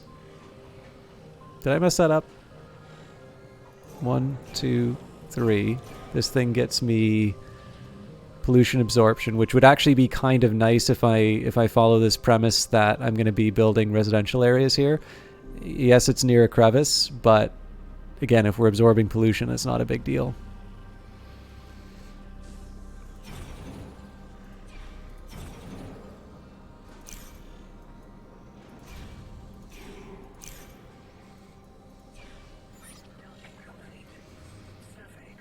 Hello, Founder. Your employees are working hard, but are they working efficiently? You can use the Employee Management panel to choose which task they will complete first. Access the Employee Management panel, then drag and drop items in the task list in any order you please. They'll complete tasks in the list starting at the top and working toward the bottom. It's always a thrill to transform employees from aimless drones into focused, empowered laborers. I don't think we're going to be able to get the fuel turbine up in time. Your turret will suffice, but if we really want to hit the rebels where it hurts, we'll need a shipyard. In the shipyard, we can manufacture military-grade combat-ready vessels. But each shipyard can only support a limited number of ships. If we want more birds, we'll need more shipyards. Simple as that. Try building a shipyard now, and we'll have birds in the sky in no time. So we'll skip over this one just because the defensive structures we'll take care of those later. The shipyard is complete. All right, Founder, time to... Sorry, apologies to All right, Alexa. Founder. Every city corp reaches the limits of their territory and vision eventually. To cut through the smog and see further, we need a command center. The command center will extend our vision range and expand the territory we can claim from the Council. Once we build it, though, we better make sure it stays standing. If we lose our command center, faraway buildings will no longer be under our control. Build a command center now. Let's claim some more land. Hello, the Eyes of Sin. How you doing? I hope you're warming up. I know. I don't know if it's all that. I don't know if it's all that much colder here, but I know you were out, so I hope you're feeling better. For those of you who do not know them, the Eyes of Sin is first of all the creator of some lovely emotes. I never get tired of seeing people use them in chat, and this is the person responsible. Now, I did shout out the Eyes of Sin's channel because every once in a while they do broadcast, and chilly out, but you got back fine. Excellent. But yes, sometimes they will do some streaming, sometimes they will be a guest on other streams. But as I always kind of like to say for broadcasters who... So there's a few different reasons I'll shout someone out. You know, sometimes there's someone I get along with or I watch their stuff. Obviously, it gets a little awkward if it was somebody who I used to really like and then they turn out to be not so nice of a person. And that's definitely happened a couple of times. It gets a little awkward if they, stop by. There was someone... I really should just say who it is, but there was actually somebody who... I thought was pretty decent, and I found them through a game which I don't know if I could say I was known for, but I did quite regularly. And then there's definitely a change that happened. And when I say, the change is probably the person didn't change, and then I just sort of realized, like, oh, this really isn't very cool. But the thing that I found particularly amusing was there was a while when they would still come by when I'd been tweeted out by a bigger developer or there were a lot of people visiting. And it was always kind of funny because I would make it sort of a pointed effort not to reward that kind of behavior. But it was really clear in the chat that they were kind of angling for it. So it was, I'll admit, like, I'm very awkward on that sort of stuff. But I try not to do sort of the social pressure kind of shout out. But someone like Night Valian, I mean, I've definitely fallen asleep more than a few times to Night Valian's broadcast. Not because he is a dull broadcaster, but because he tends to stream later than me, and I've had it on in the background while I try to watch. I really try to. I should be turning off my computer when I'm trying to get to sleep, but it's a hard habit to break. Anyways, the point I was trying to make was that there's people like Johnny Big Time and just generally streamers who I really enjoy. I don't watch a lot of Twitch, but when I do, these are usually the people I'll hang out with. But for people like the Eyes of Sin, I actually really enjoy the Eyes of Sin's broadcasts. It's a hard one to recommend as a regular broadcast, but it is somebody who I like shouting out because, first of all, I think one of the first things I saw the Eyes of Sin play is the first iPad game that I ever played, which is Super Brothers Sword and Sorcery.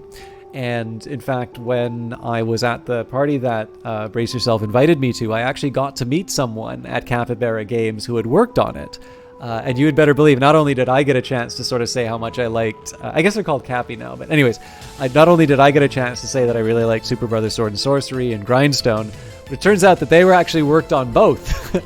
So obviously I got to, give a big shout out. Actually, I think their producer of Grindstone, I think it's Farah Kakluzi. Anyways, I met them at the Ottawa Game Collective. Was one of the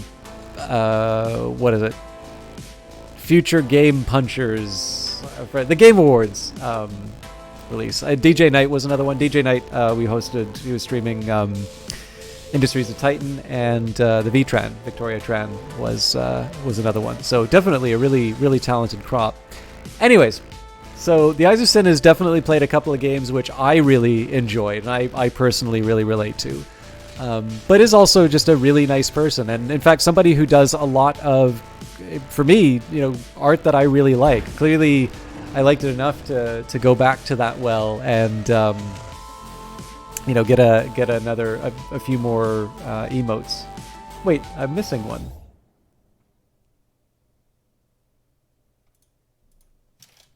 That one too. Eyes of Sin is definitely my first choice when it comes to producing emotes. She has a coffee page. I apologize, Eyes of Sin. You can see that the music stops when I go out of the game. If you'd like to link your coffee or Twitter or any of the other things, please feel free to do so in chat, because I do know that they've been looking for work, and right now their art is the way that they continue to support themselves. So if you want to check out the coffee just to see some photography and some drawing, that's completely fine too, because obviously it's nice to have beautiful things in the world. But one of the reasons I like shouting out the Eyes of Sin is that while I can't tell you their schedule, I have really enjoyed visiting their channel, and it's one of these ones where I want to take the time to talk about what they do, and that means that if you follow them and you see them live, it's an opportunity to see what all the fuss is about. So I've kind of worked myself into a corner here as far as these isotopes goes. I'm going to have 2 fuel turbines up, but I'm not going to have any means of supporting the connection. So what we're going to do is we're going to shut down the mineral side of the equation, and we'll restore the isotope refining.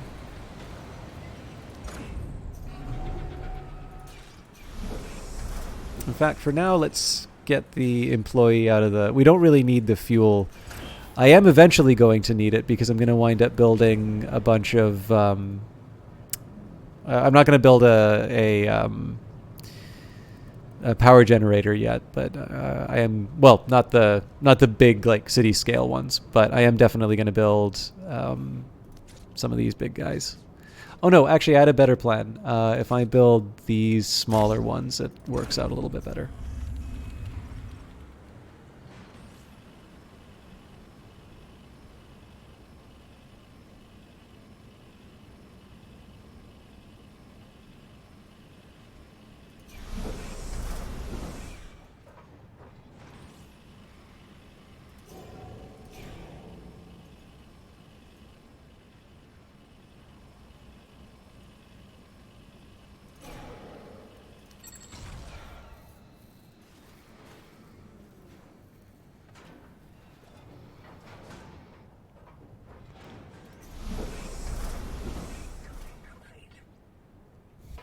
Okay, so I'm going to just try and snatch up whatever isotope.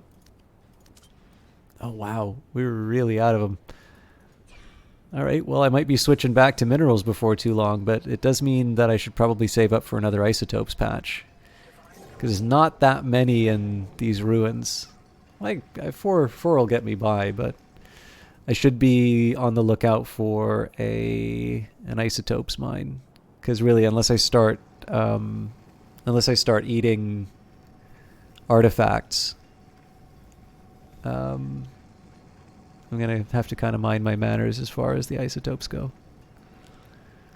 Also, I can't afford to completely ignore the rebel threat meter. Like, at some point, this is going to come and bite me. So I think here's what I'm going to do instead. I might have... Nope. No! All right.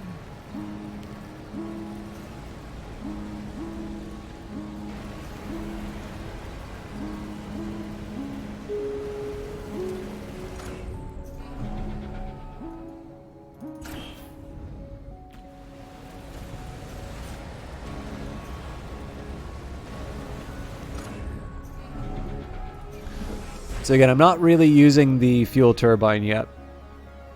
So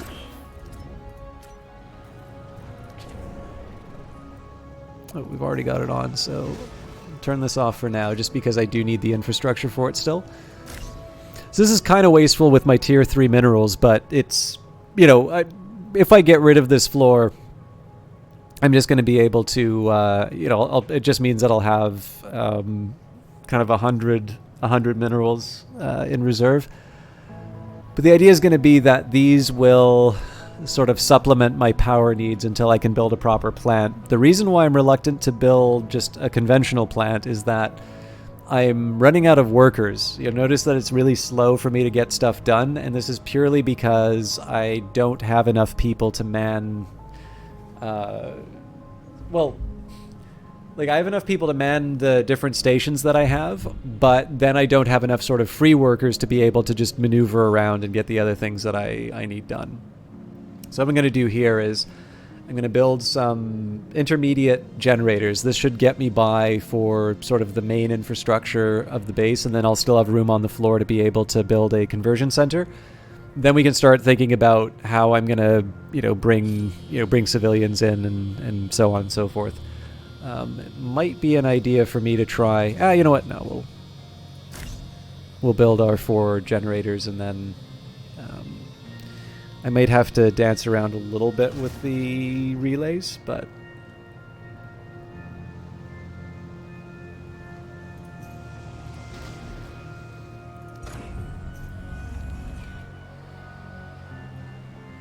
One thing you can see is, as all of this is going on, right, I still haven't turned the fuel turbine on. I'll get that in a minute.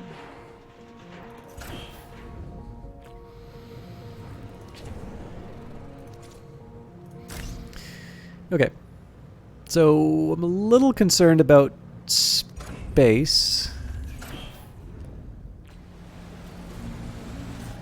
I'm going to turn off the 2 to 3 component for now. It'd also be nice just to get a little more breathing room as far as the energy is concerned.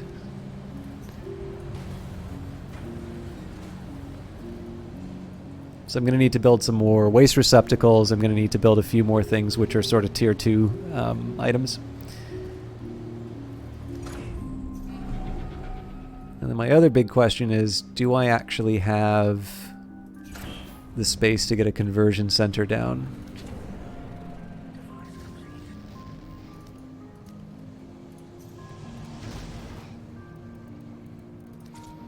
So the energy bridge can go anywhere. Well, not exactly anywhere, but... Okay, so yes, this does cover what I... Yes, okay, we're good. And then the conversion capsule needs 6, so that's actually a tier 3 I'll wind up using. So this will have the small drawback of generating quite a bit of waste that's going to take a while for people to... Like, I'm going to need to wait a little bit for the waste to get cleared out, but I'm also not going to use this floor for all that much more. And of course, it's not going to matter until we get the... sort of regular civilians in the area. So, it wouldn't hurt to get this thing running. It would cost me 5 artifacts, though, at a time when I really want to be getting more employees. So what I'm going to do, instead of getting these ruins down, I'm actually going to go artifact hunting. Ooh, jeez, this is really, really slim pickings. That's what I normally like looking for, are those like 2 and 3 artifact. It's about as good as I'm going to get. Oh, this one, no.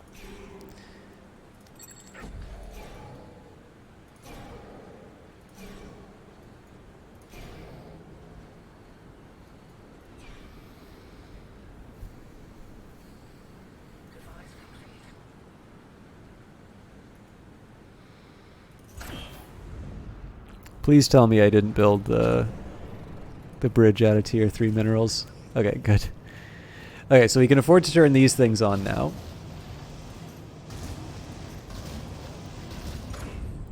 We can also finally start taking some of the pressure off as far as waste goes and turn on the smokestack. And then last but not least, the input modules don't take workers. It's only the employee modules.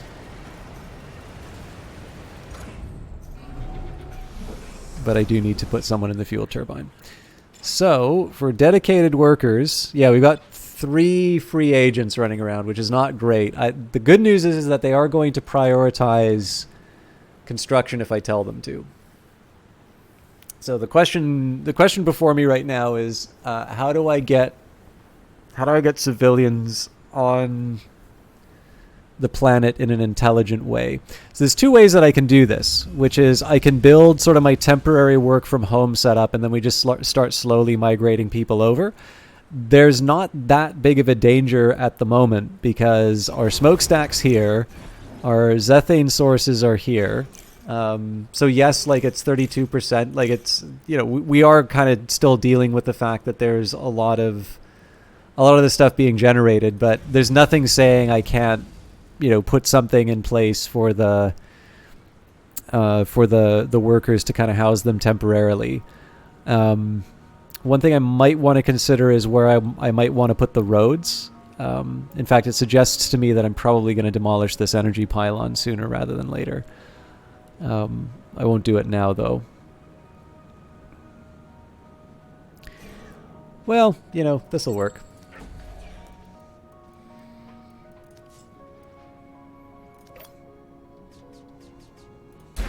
So the idea will be that I wonder if I can afford to build, I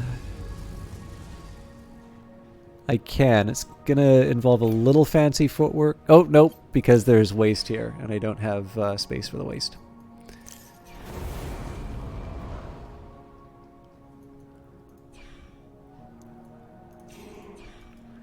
So like I said, things are going to take a little while because of the worker situation. But we'll get by. There's one thing I should be doing. I should turn off the tier 3 mineral input. The reason for that is I need a bunch of tier 2 minerals to get the worker stations up. And I do actually need one more isotopes. However, we should have somebody already picking some of those up. Well, assuming that they don't do something else.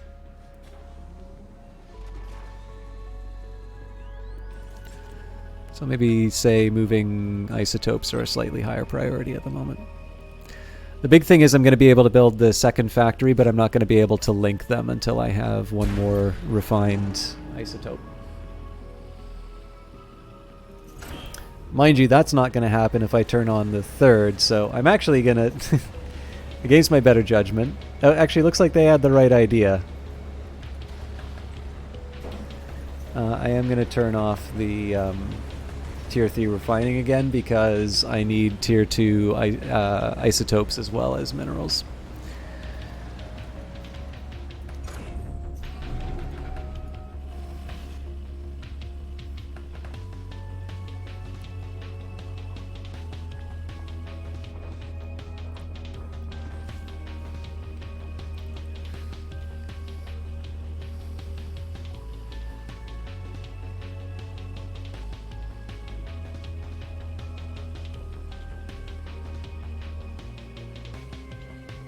See, I'm starting to think that getting rid of that pollution-absorbing inert ruin was probably not the best idea.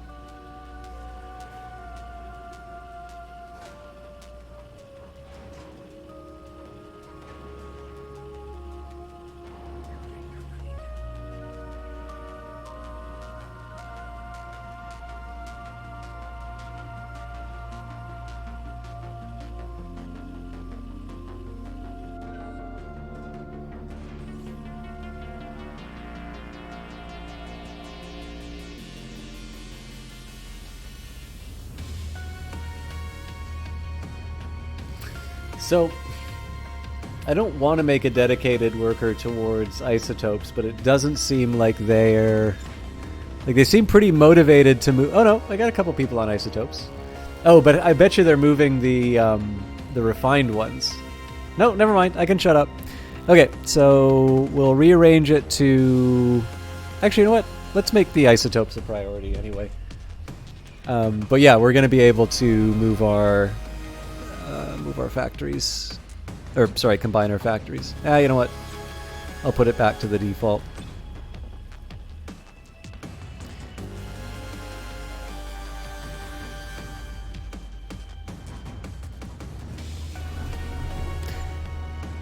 Right now, I'm going to need as many tier 2 minerals as I can for this next building.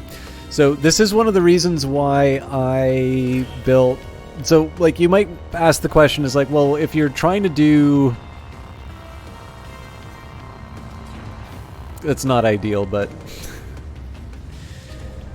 So, we might look at something like this and say, it's like, well, if you were just trying to get your factories, like, enough power, why did you build 4 of these?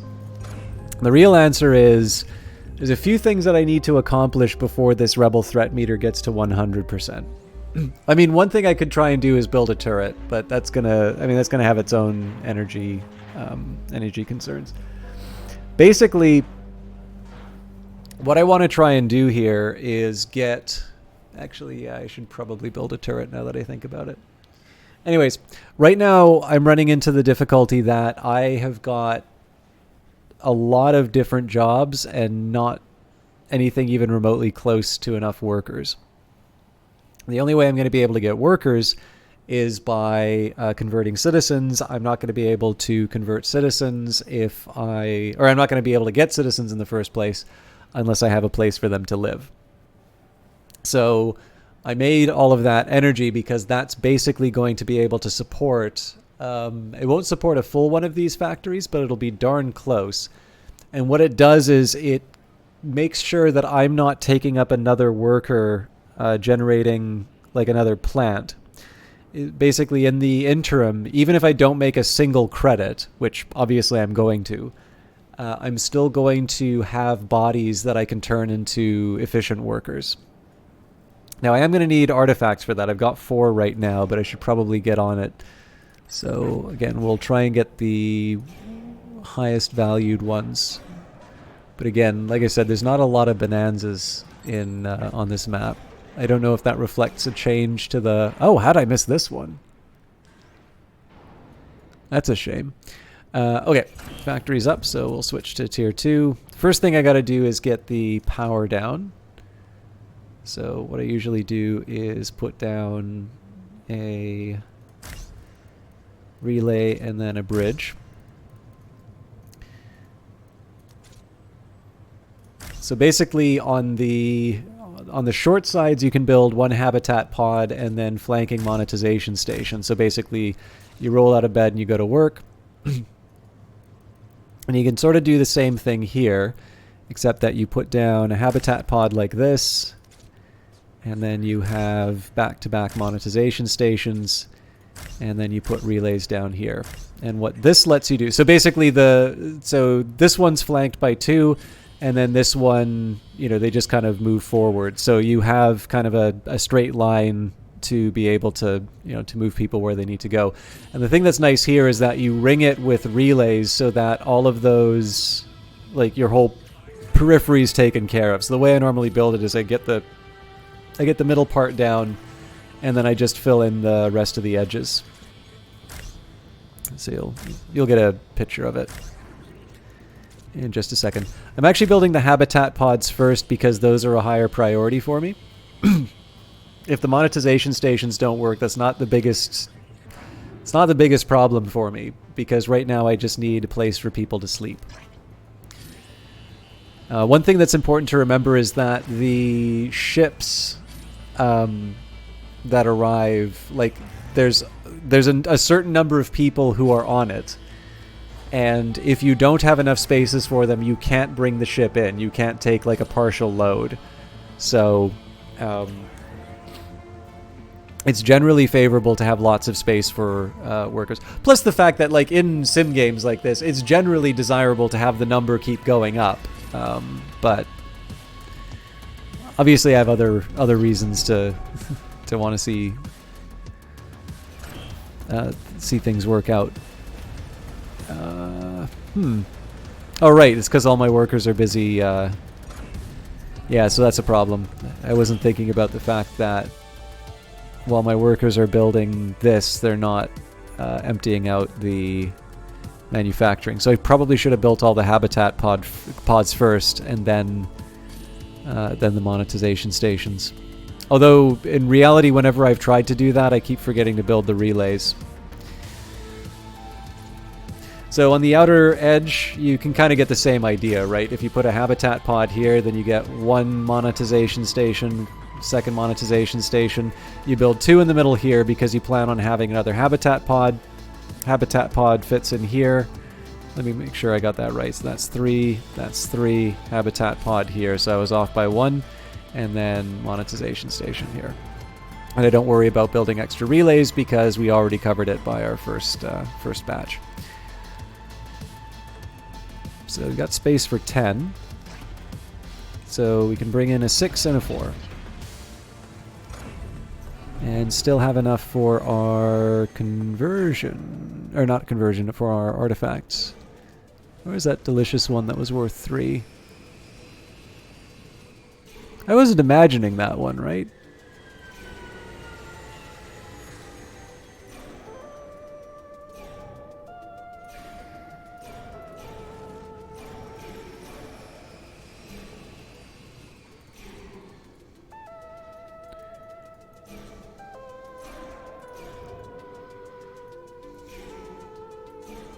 Huh. Oh no, there it is. At some point I'd love to get enough influence to be able to dig up the artifact anomaly, but 60's a bit of a big ask right now. Okay, so we got 10 bodies. Let's start converting right away. That does cost artifacts, but we've got 10, and we've got space for 17 workers. So, oh, that's right. I didn't pay my employees, so I need to do that first. So that does make the monetization station slightly... Well, no, as long as we work a full shift, we're fine. I love the... So, I mean, Power Up does not need me to sing its praises, but I'm going to do it anyway. But I don't know if you all heard it, but when they lay down in bed, like you can hear them turn on the fluorescent light. I really like the fact that you can hear that.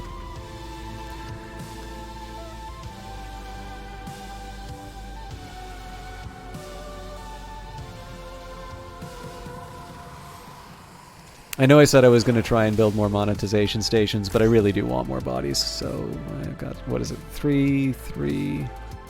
Yeah. Probably shouldn't try it. Like, I probably shouldn't try and count out the 6 here. I just need to read the 3 on the end. There's basically 2 on each side, and that gets me what I need. There is... No, I guess there isn't that much of an inefficiency inside, because we'll have 2, so there's just the 1 column. The middle section here had a battle pass to it. I think that's a great idea, Night Valian. I think you have... If you're not in the... If you, of all people, are not in the Brace Yourself Discord, I don't think you're allowed to call yourself a fan of indie games. But yeah, no, I think a battle pass is a great idea. Particularly in early access. I think they'll get a lot of feedback on it. That last one's obviously without power, but that should have itself taken... That should be taken care of in a few minutes.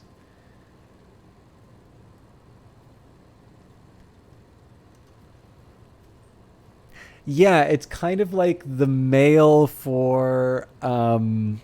it's like the mail for young people. And it's a little bit faster.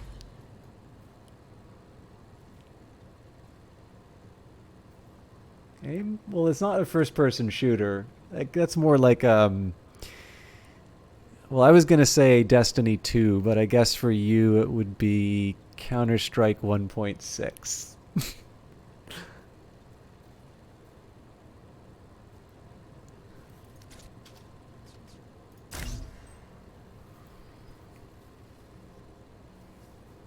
That came out at the same time as Pong, right?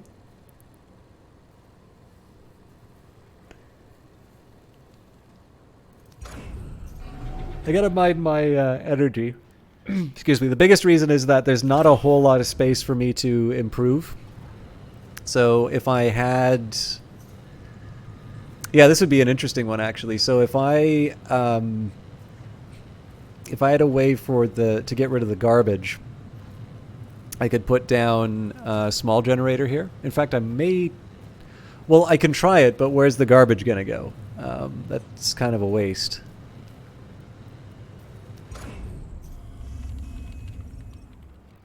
Yeah, so you know what, before I do that...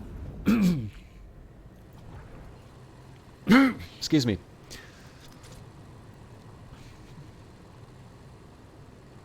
Yeah, it touches the habitat pod. Do those take 1 or 2? 1, okay. So I can afford that and 1 more monetization station. So...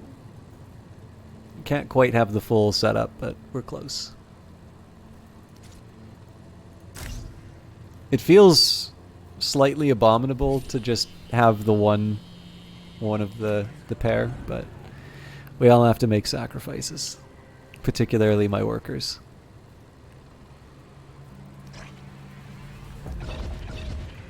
Okay, so 7 bodies, not ideal, because, you know, in theory I'd have to wait for a ship with 1, but I'll be converting some of these after the first work shift. So actually, in this case, I'm okay hitting fast forward.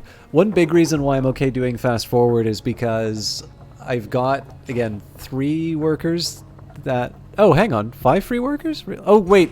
Yes, because the factory's currently off. What I should do, though, is build some more waste receptacles.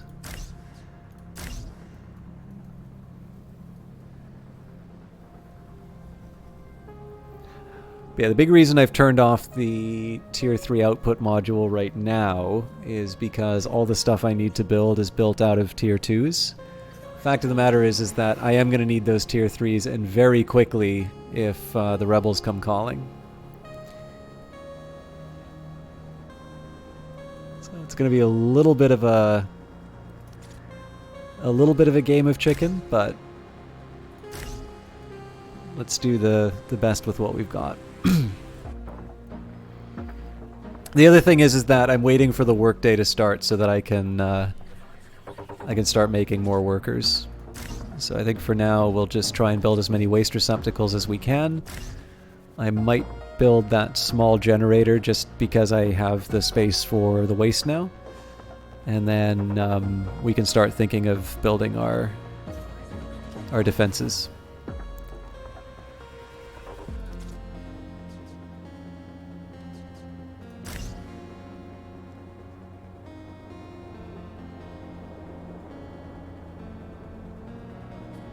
Is it a sandstorm? Cool.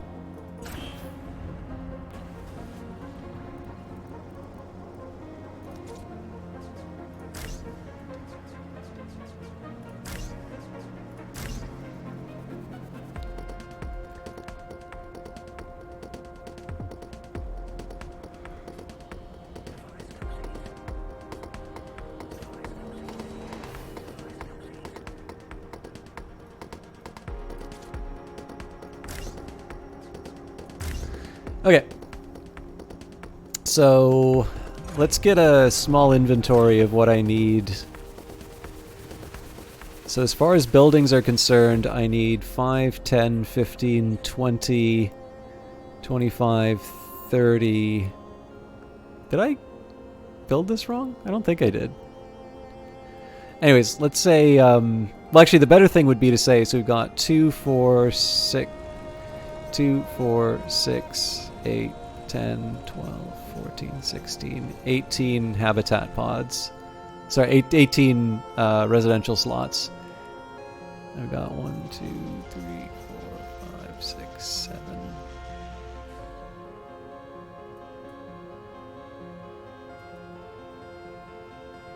So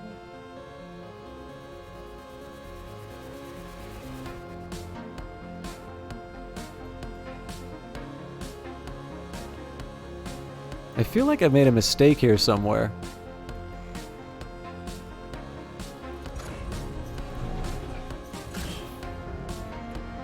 Anyways, I have the space for it, so I'm going to build that small... I don't think I can fit another one of these in. Yeah, no.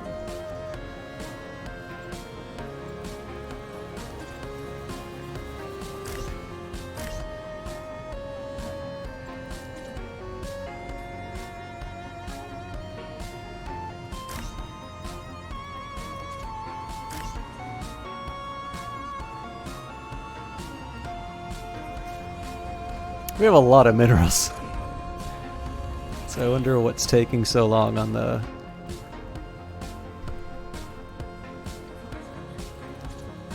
generation.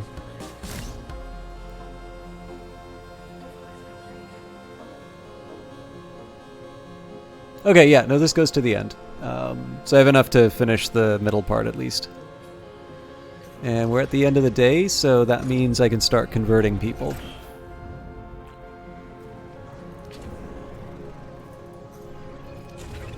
So this is going to take a while, but that's fine. I'll get a little notification. Oh, also, while I was busy speeding things along, I potentially got myself access to a nice string of artifacts.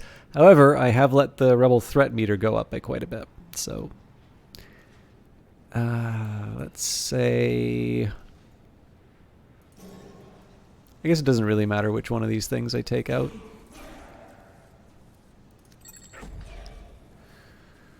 Okay, so convert as many workers as we can. I'll get the last 2 energy slots accounted for as far as the monetization stations go. I'm also going to need one last relay. So the outer ones are another question. But then we're also not going to have 18 citizens for starters. We're going to have fewer as the conversions happen. For those of you wondering what conversion entails, this is what happens when you start working at Brace Yourself. Okay, normally that thing opens up. I think it's because it was mid-animation. It didn't show it. Anyways, doesn't matter. Basically, your insides go on the outside, and you have a little sick up, and then you're now equipped to clean up your own sick. Send in the next clone.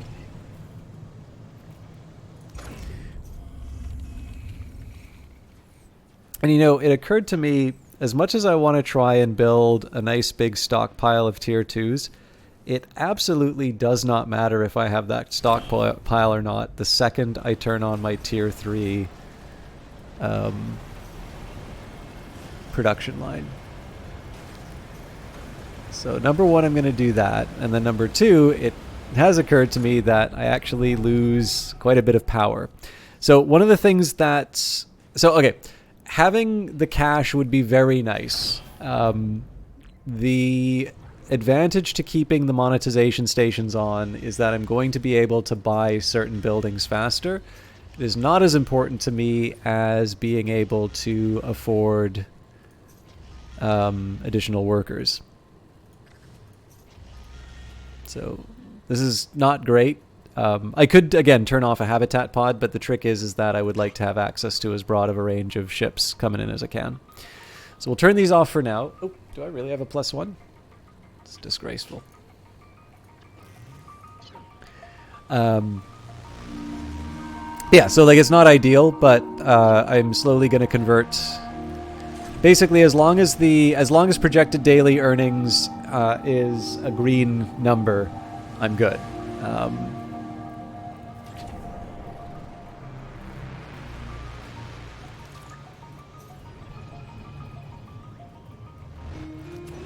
And then the next thing I want to be focusing on when I can... Oh, but I can't do it here. Because the rebels are going to show up, I want to make sure that I've got 400 mineral construction units, and I better have a tier 3 ice. Okay, good, yeah.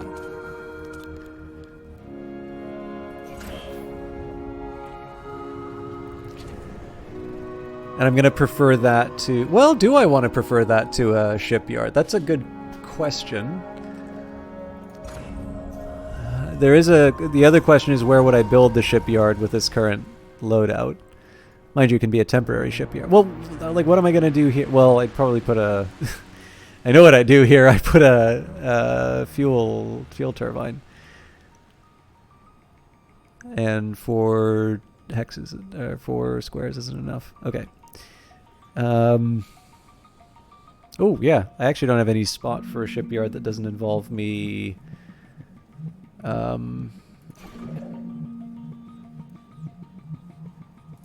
Okay, we'll see where we're at.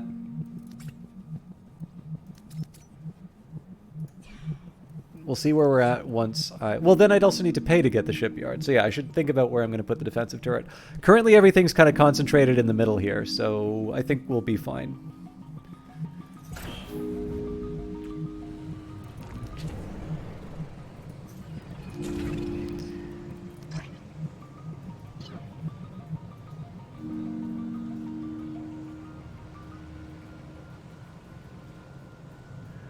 And I'm probably going to need to open up another monetization station after we convert the next citizen.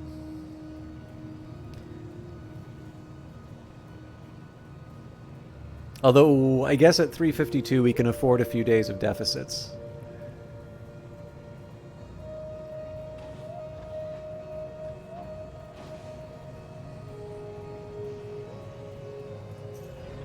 One way this would be faster is if I had 2 conversion centers, but that would involve heavier drain on my power, which of course would mean I wouldn't be able to bring in the replacements. So again, I just want to keep an eye on that threat level, but we should be fine. 2 more tier 3 minerals and we're going to be able to build our defensive structures.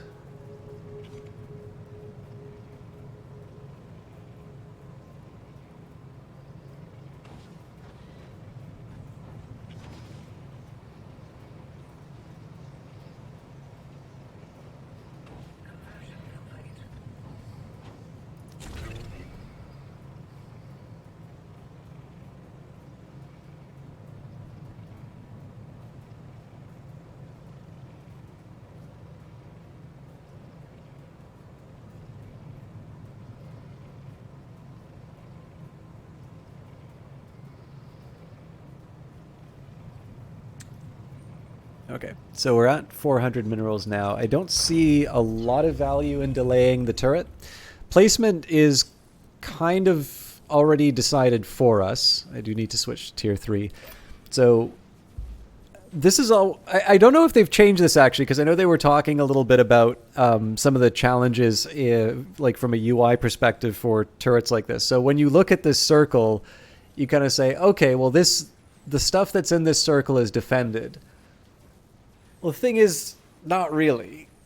Because if that's the range of the turret, and I'm a ship that decides to attack here, this is a legitimate place to attack. Although, I guess, if I think about it, don't ships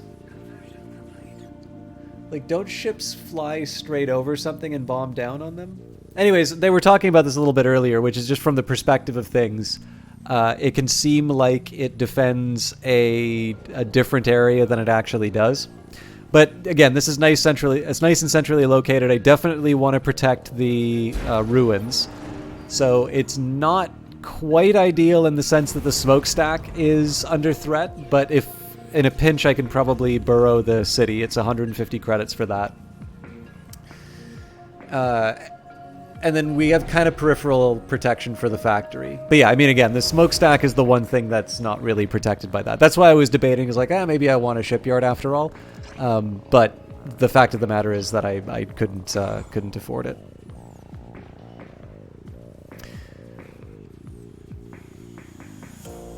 So what I'm also going to do here, we'll wait for that one last influence, then we'll be able to claim and get rid of the isotopes patch, and this would be a fine place for the shipyard to go. It's covered by the energy pylon. It doesn't care if there's pollution from the smokestack. It does what we need. And then at some point I do also need to consider building an energy plant, because our original motivation for holding off a lack of employees isn't true anymore. We are actually doing rather well as far as keeping the city staffed.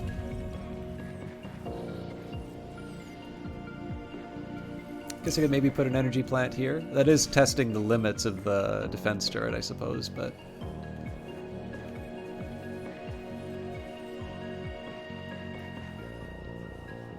I think I said I was going to put a kind of road through here. Like, the ideal road for me right now would be one that goes from this factory down to this smokestack, like so. Of course, smokestack would either have to go to these ruins or up here, and then if I built the fuel turbine, I'd sort of put it over here. Either way, this road still works. So I suppose generator-wise, I could build one here. It's by an energy pylon. It doesn't get in the way of the road network.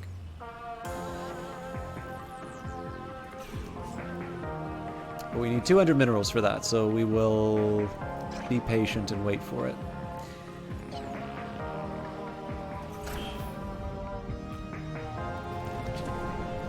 And in the meantime, we will watch a conversion.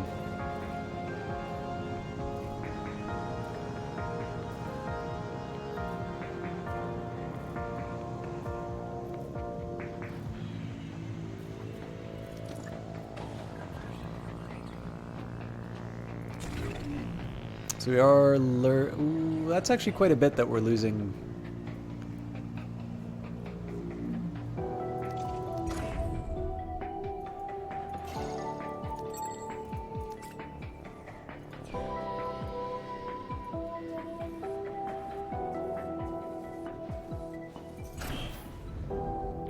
I think at this point I'm going to risk turning on these monetization stations.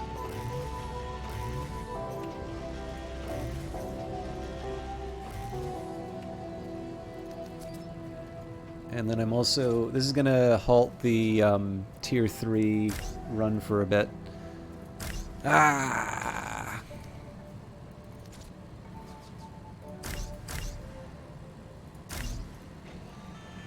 So again, this is going to be a big hit on our batteries, but the hope is that we will have a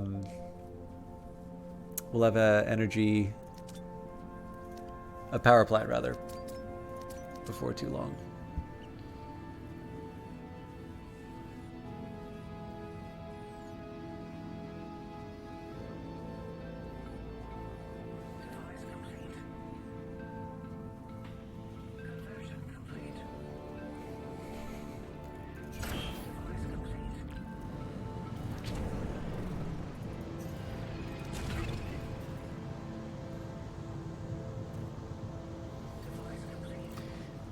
All right, I am getting another sort of walking alert, but I also know my limits in terms of when I'm going to stop streaming, and I'd feel a little crummy throwing up ads for kind of the last half hour. I mean, I might go a little bit later. So what I'm going to do here is I'm just going to put this in caretaker mode. We're going to watch it from on high. I'm going to try and do this with my headphones on. But yeah, I'm going to be a little quiet for the next little bit. But now would be a good time if you need to go to the bathroom, get a glass of water, or otherwise take care of yourselves. I am totally shirking on my streaming duties for the next little bit. Ah, nuts, I got my 200 minerals. Still moving.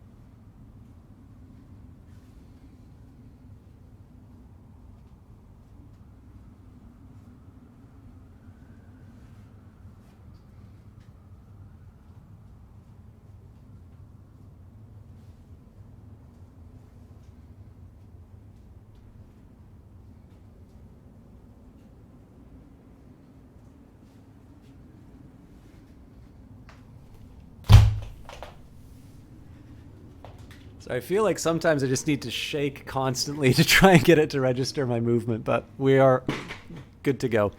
Sorry about that. So apparently I totally lost power while we're doing this. It's my fault for being absent. But yeah, so the question right now is what do I do generation-wise? And I think this is as good as a candidate as any for a I mean, I suppose I can put it here as well. I guess it's more out of the way if I put it up here. It's already on the grid, so sure.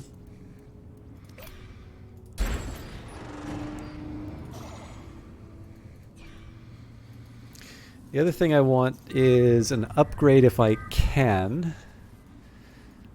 So I guess for power, I would like the 3 for a second one, and then the 3 for the upgrade. So that would mean that... Okay.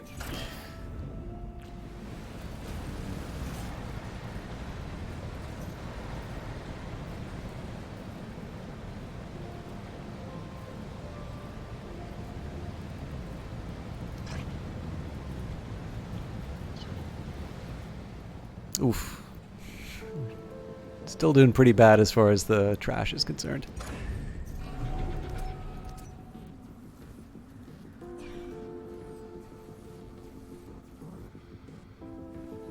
But yeah, so basically when this number... Actually, I guess I only need the 6.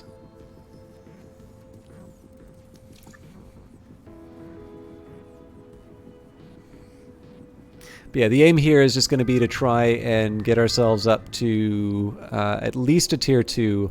I actually don't think a tier 1 turret is sufficient to take out the rebels on its own.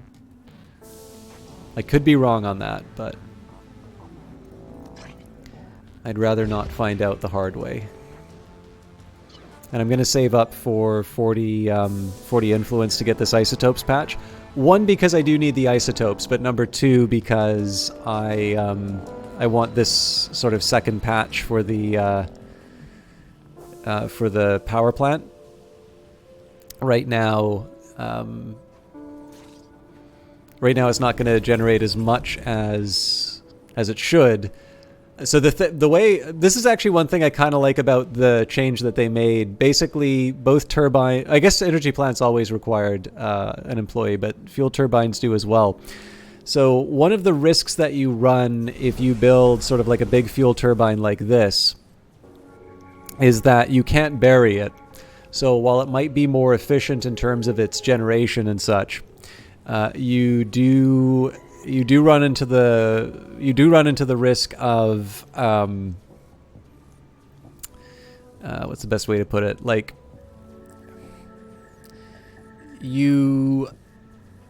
if you don't defend it well, if there's any number of ways that you can get careless in this game. But basically, it's a big target, and it like once you've committed to having the more efficient building, you're there. And so I think there's quite a few people, at least if I get the impression in the Discord, that quite a few people actually prefer building sort of single buildings for the very reason that you can bury them. Now, obviously, I don't carry a lot of money, so I'm going to struggle. Oh, we can turn the monetization back on if we haven't already. Also, we've got enough power now that I can build out the rest of the building. So this will help us when we want to buy some new buildings. I'm debating as to whether or not I want to put batteries or fuel in.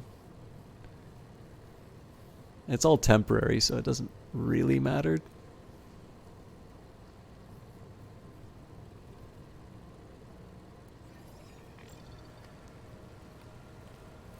I guess batteries are usually my go-to because power, like, you directly need for most of the stuff that you need to do, whereas fuel, once you get rid of it, that the first thing that goes down are your power generators, and then the second thing is your like the stuff that needs the power. So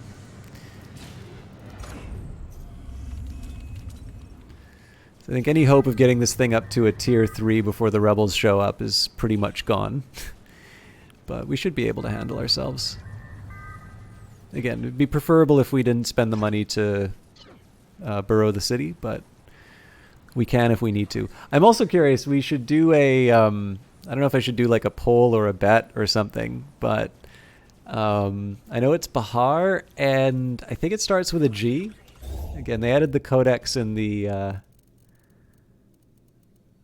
Rebel ships, but what about the...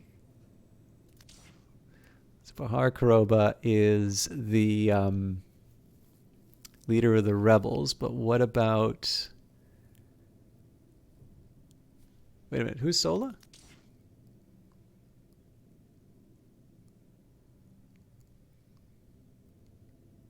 Oh, God. I'm pretty sure I've... Oh, it's Soren Gorak is who I was thinking of. So I'm trying to remember if you actually talk to Sola. Oh wait, no, this is when you need to build roads, right? As the logistics officer. Anyways, yeah, let's do this. I know channel points don't get used a whole lot here, but let's do a quick prediction. So,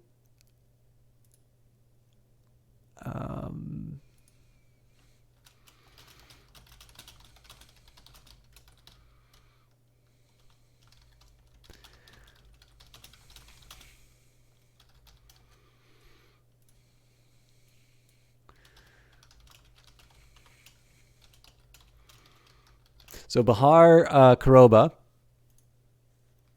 Let's give it a minute. Okay. So yeah, what you can do is you can bet channel points. There's only a minute for it, but basically Soren Gorak is this. This is the new rebel leader. Bahar Karoba is the original rebel leader.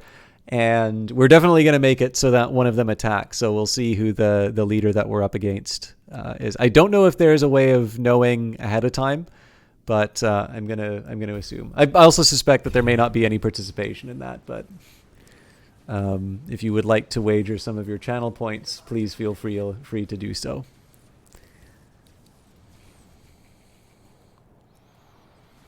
I made it a shorter period than I wanted just because I don't know how long it takes to fill up the threat meter. So my apologies if you would have if there was more time. I'm going to say it's Soren.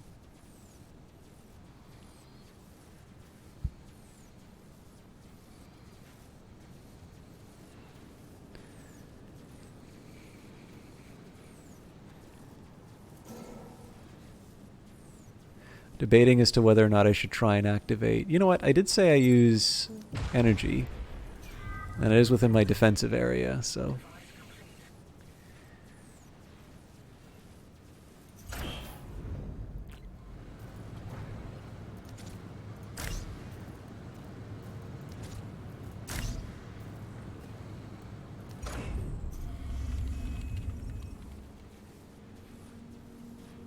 So what's eventually going to happen here, this isotopes patch is going to burn out. That's going to give me access to the shipyard when I have the money for it.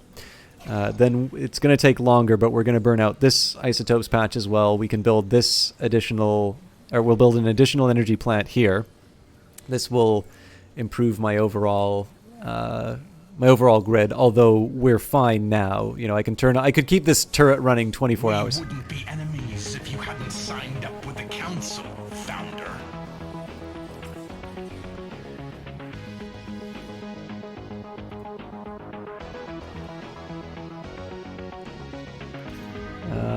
You should have power. Oh my god, no!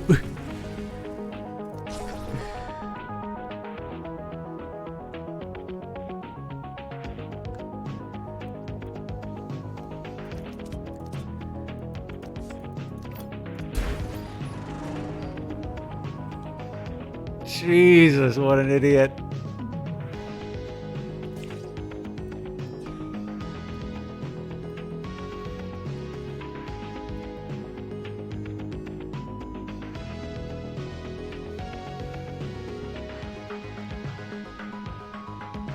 This one may not make a whole lot of sense right now. Just give it time. You'll see what I'm up to. Shoo! Shoo! I'm gonna need 18 more seconds from you if that's okay.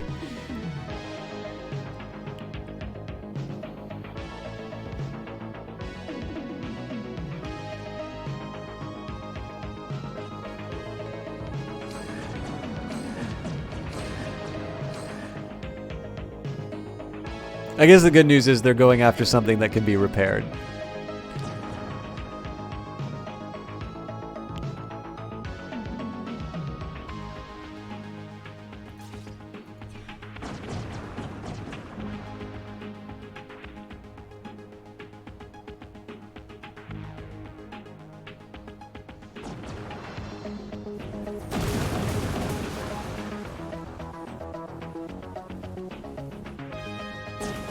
Okay, so if they don't turn their attention to this defense turret, this could get really ugly.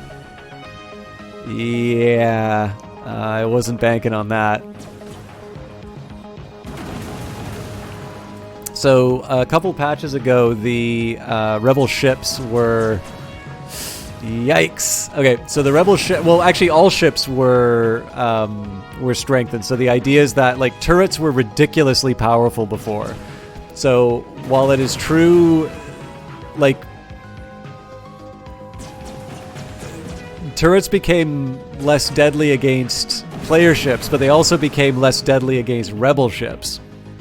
And so because the Light of Rhea is going to be taking out my fuel turbine, and they're not going to be distracted by the defense turret, I'm going to be sinking a bunch of cash into repairing the fuel turbine, and basically hoping that we can repair ideally equal to the rate. I'm pretty sure the first ship you can repair at the rate that the ship attacks. I don't think it'll give a... Yeah, it won't give us a number in terms of the attack, but at the very least, if we can just make it so that the difference between the two is long enough that the turret's able to take them out. I guess the one thing I can do here is we can spend 5 artifacts, and let's see...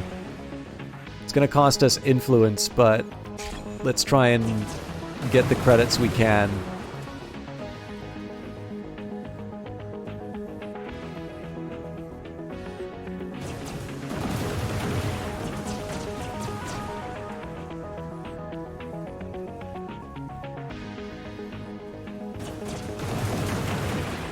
The problem with this is that that's an artifact that I wasn't able to get because I had to pay up for the credits.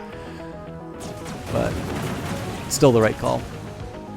Especially because there's going to be some extra damage that happens when the ship blows up. So yeah, not my finest hour. This is actually also some useful information for me, though, for the simple reason that now that I know rebels will not respond to ground-based defenses. And I mean, this probably shouldn't have been a surprise to me, but I wasn't necessarily expecting it, let's say. Hey, Serenity, how you doing? But yeah, knowing this, it actually makes the shipyard a more attractive option because rebels will be redirected to attack your ships. So at that point, obviously... Okay, so let's bring in phase 2 of this. Managing, I had a really tough couple of days at work, but I'm playing a game I like a lot. You got lucky this time, Founder. You won't be next time. And I think more importantly, I'm quite lucky in the sense that the people who hang out are generally quite nice. So even if I'm not feeling like God's gift to streaming, people are usually pretty tolerant. But yeah, I think the one thing I actually really like is to hear that other people are doing well. It doesn't mean that I want everybody to fake it, but it's nice. It's nice to have. I don't know. It's natural to want to complain about stuff, but it's really nice when things are upbeat in the chat. Is there anything in particular that made today great, or is it? Are you just naturally positively inclined? Oh, sometimes you do. I mean, like the thing is that I do find a tendency, like when I say, the reason why I prefaced that is when I say I generally like it when people are positive in here, like it gives me a certain energy. It's one thing that I really like. And I've talked on occasion, there's a tendency inside of gaming for people to always complain about things. And I find it an unfortunate tendency because obviously there's a lot of really fun and great things about gaming, and where I can, I like to celebrate those. But the drawback can be is if I say it's like, I don't like it when people are bringing things down, it can imply that I don't want to hear about when people are going through a tough time. And obviously, having a negative view on gaming is very different from saying that you're going through a rough patch and not talking about something that might be on your mind. So that's the only reason I said that. I tend to hedge a lot of my statements, probably unnecessarily, but it wouldn't be the internet if somebody wasn't going to, take the least charitable interpretation of what you were going to say. So there's something that happened. That something is solving a bug in a program that you're making, a bug that persisted for a few weeks. Okay, so I am not a good programmer, but I do program somewhat regularly. So I have definitely a great appreciation for why you're feeling that. Congratulations.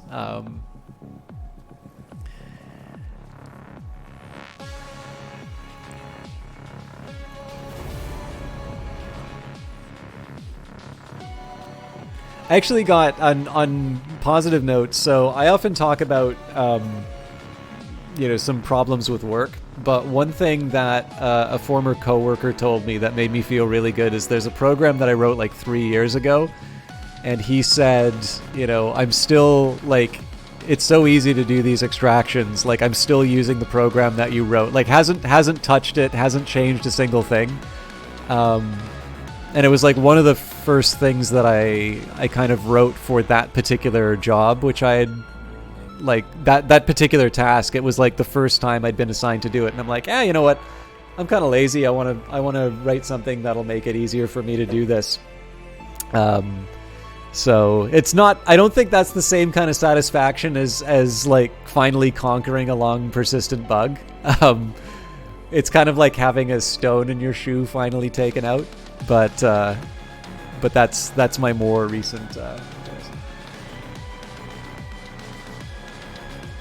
Oh yeah, very much so. Especially because like I'm cursed. Like there's that curse of having just enough knowledge. Actually, okay. So I don't know how many of you have seen the movie Amadeus. If you haven't, it's older, but it's very good. I actually think if Eyes of Sin is still around, I think Eyes of Sin can comment on the value of Eyes of Sin. Eyes of Sin is my local taste maker.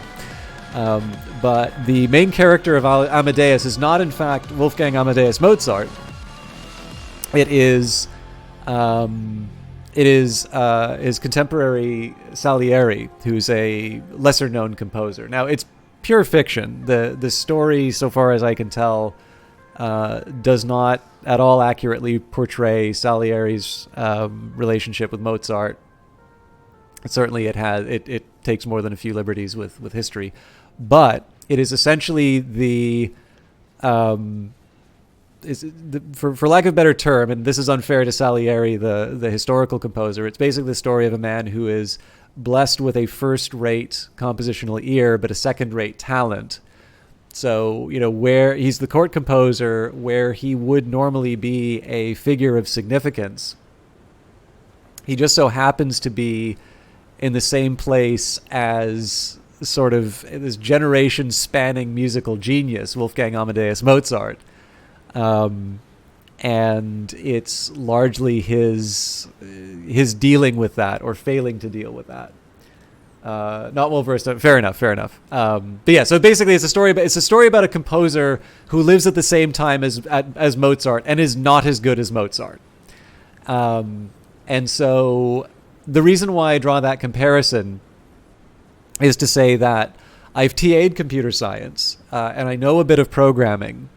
But I also know what like really good code, like, that like, oh man, I really wish that I wrote that. This isn't like a 10x engineer or anything like that. It's like it's like when I look at it, I'm like, okay, this is like, I wish I could do this stuff naturally.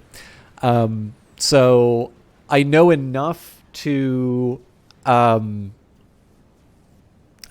know what good looks like, and I also know enough to know that my stuff is not that good, but I don't necessarily possess the talent to hit those heights. Oh, well, there you go. It's actually very clever. So I believe it's Peter Schaefer was the playwright. So it was a play before it was a movie. The movie is very good. I think a lot of people get annoyed by Mozart's laugh, but again, I suspect Mozart is intentionally annoying in the film. I am actually less annoyed by Mozart's laugh now than I was when I first saw it. Because it's an old movie. Like, I saw it it didn't come out when I was a kid. I don't think it came out when I was a kid. I don't actually know how old that movie is, but I did first see it as a kid. And I don't remember the exact meaning, but I'm pretty sure Amadeus is either chosen by God or beloved by God. And definitely part of Salieri's journey in that story is his religious feelings, and sort of, he's a man of piety and, somebody who's very, very stern, and very, very focused both on composition and on his religious life. And Amadeus basically behaves like a rock star. And so there's this tremendous turmoil over the fact that this guy is producing just absolute masterpieces. And, just seems to be just this, this absolute brat. Whereas, Salieri is putting tremendous effort into producing work that isn't as good, basically. It is. I don't know if I'm really selling people on it, but it is a very good film, and I would definitely recommend checking it out if you haven't. But all that I was really doing here was invoking it so that I could explain why it does give me the warm fuzzies, and the particular reason why that compliment gave me the warm fuzzies was because I know there will be very few times in my life where I hear that. Although I would like to start, because there's a couple of open source projects that I think I can contribute to, and I think I have like a small edge in being able to contribute to. So yeah, that'll be phase 2. Yeah, definitely.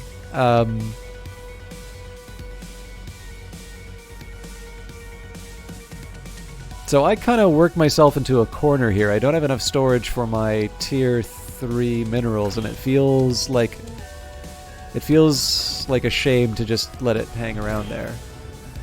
The only thing in open source that you can contribute to is fixing typos in the README. Well, that's not true. I don't know what bug you overcame, but if you can stick with something, so I think the biggest thing that I would say is that if you can stick with it long enough that you solved the bug as opposed to getting someone to come over and do it for you, or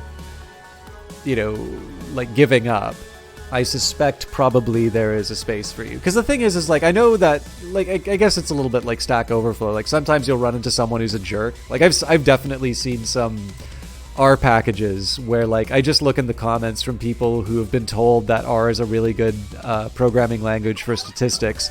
And you've got this guy who's basically like answering stuff in all capital letters, telling people to do stuff that they clearly don't understand. And like that's a shame, right? Because you turn people off of what would otherwise be really useful tools. But I don't know. I feel like, especially because so much stuff relies on a community to build and maintain it, that I would hope the trend is that projects are finding, if people are sufficiently interested, that they can find a role for them. Skill ceiling is too tough. Well, that's the big challenge that I have, is that a lot of the stuff I'd like to contribute to is actually very like it's big stuff. It is definitely very widely used. The thing is that my skill set is definitely in a very narrow part of the things that covers, and so I may actually be able to make a contribution. The drawback is that I do need to make sure that my skill is to a level that I am not, like, the last thing I want to do is contribute in such a way that it is resulting in more work for the maintainers rather than what I hope to do, which is to expand functionality.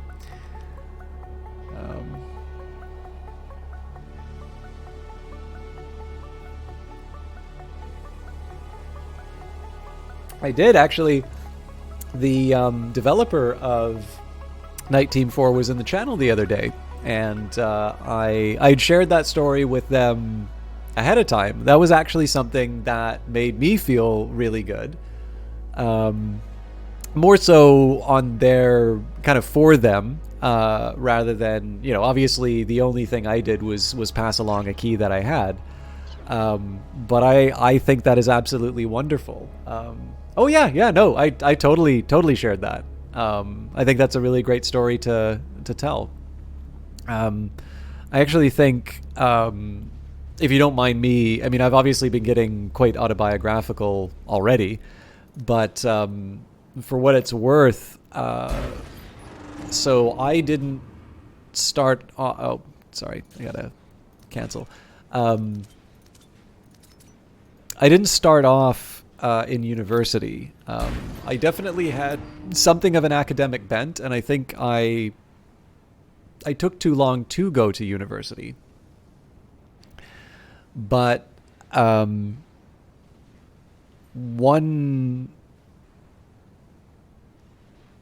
I'm just trying to think of like the right way to put it. One thing that happened for me was playing Civilization, and then eventually Sid Meier's Alpha Centauri really gave me an interest in ideas. So Civilization, more history, Alpha Centauri, more philosophy. And while I did originally go to school with the intention of studying philosophy, but I eventually discovered economics. Well, I discovered the economics class. The discipline of economics had been discovered many years before. But that interest in ideas and that relationship with ideas in such a way that I was interested enough and motivated enough to study difficult subjects and to like sort of have a focused study to the end with them. Like I do kind of attribute that to the seeds that were planted by those games, by the Civilization games. Now, the challenge with statements like that, I've had a couple of people who kind of react a little skeptically to that, and I can see why, because I think to a certain extent it comes from a good place, where they kind of say that I'm discounting like my own effort in that, and fair enough, right? Like I was obviously predisposed towards becoming interested in ideas in that way. But the thing is that I think a lot of people can become interested in a given subject if they are given an appropriate introduction to it.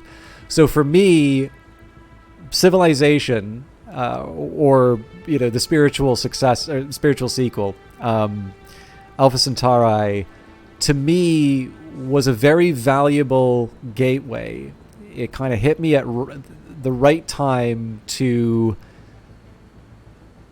give me some ideas that when my music player broke and I was absolutely, I wasn't like completely broke, like I had a place to stay and all of that, but I was definitely not in a situation where I could afford to get a new one. And I went to the library. Like I already knew some books that I wanted to check out because the quotes really stuck with me from those games. And ultimately, that reading did eventually lead me to, pursue university after I stopped doing film. So the reason why I'm taking all the time to say this is that obviously, without, speaking on your behalf, it does kind of seem like there was a bit of a similar path that Night Team 4 might have taken you on, which was there was enough, the world of programming and cybersecurity and the signals intelligence was compelling enough to you that you've decided to put considerable effort into pursuing. Like this is the thing, right? Like you can code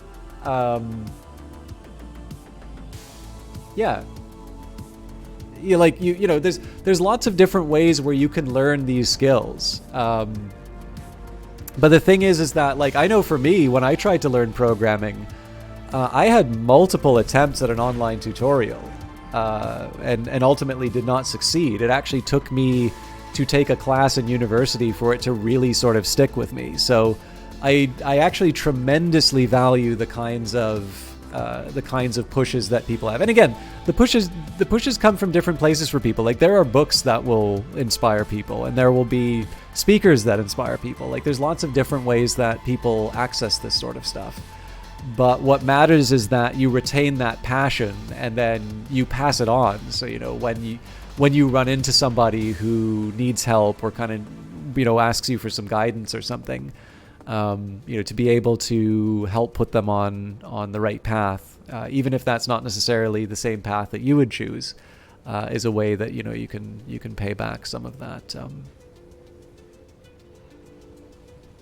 some of what you'd gotten before. So it really, like, it meant a lot to me when you first mentioned that you were pursuing it because of the game, and it was one, it's actually really good to hear about people's successes and interests, but it actually meant a lot to me because, at least from my own individual experience, I know what it means to find something that really speaks to you and it puts your life on a different trajectory. And it's odd, like every time I talk about it in reference to video games, I know that the audience isn't always going to be receptive to that.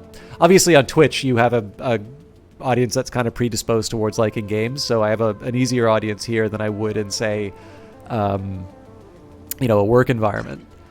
But I yeah, no, I really love hearing stories like that, because they're ones that, you know, it's an experience that I can, you know, I can kind of draw from on my own. Hey, Air Presley, you're the same way. Try teaching yourself, but cannot get it until uni. So one thing I've noticed is that sometimes, like, a test is a wonderful motivator. You know, one thing that actually surprised me quite a bit, like, so at least as far as my high school grades were concerned, I was supremely mediocre. Like, no, I was absolutely nothing special as far as mathematics is concerned. And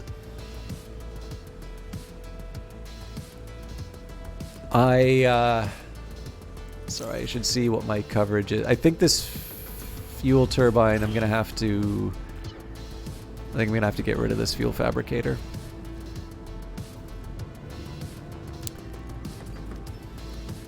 So for a very long time, I sort of thought of myself as a not math person. But, you know, getting into economics, that's kind of a problem. Mathematics is very important if you want to do serious economics. So, you know, it was just a matter, you know, roll up my sleeves and, you know, confront that demon and do, you know, do the best that I can. I would not say I'm good at it, but I am better than I was before. But the really important thing here, so the first thing that happened was the, oh, you know what?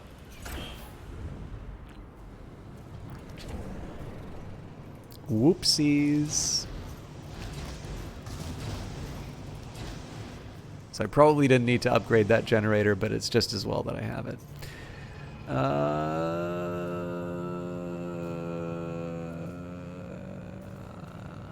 I'll keep the conversion capsule here for now, but I'll feel bad about it.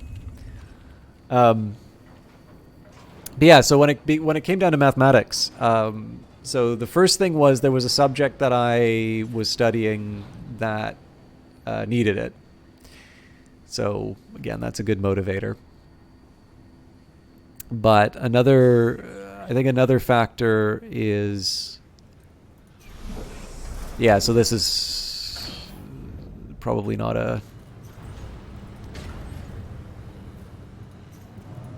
I think I'll dismantle, yeah, so I'll definitely be able to fit some extra batteries in here. Or maybe I just want to build another storage container.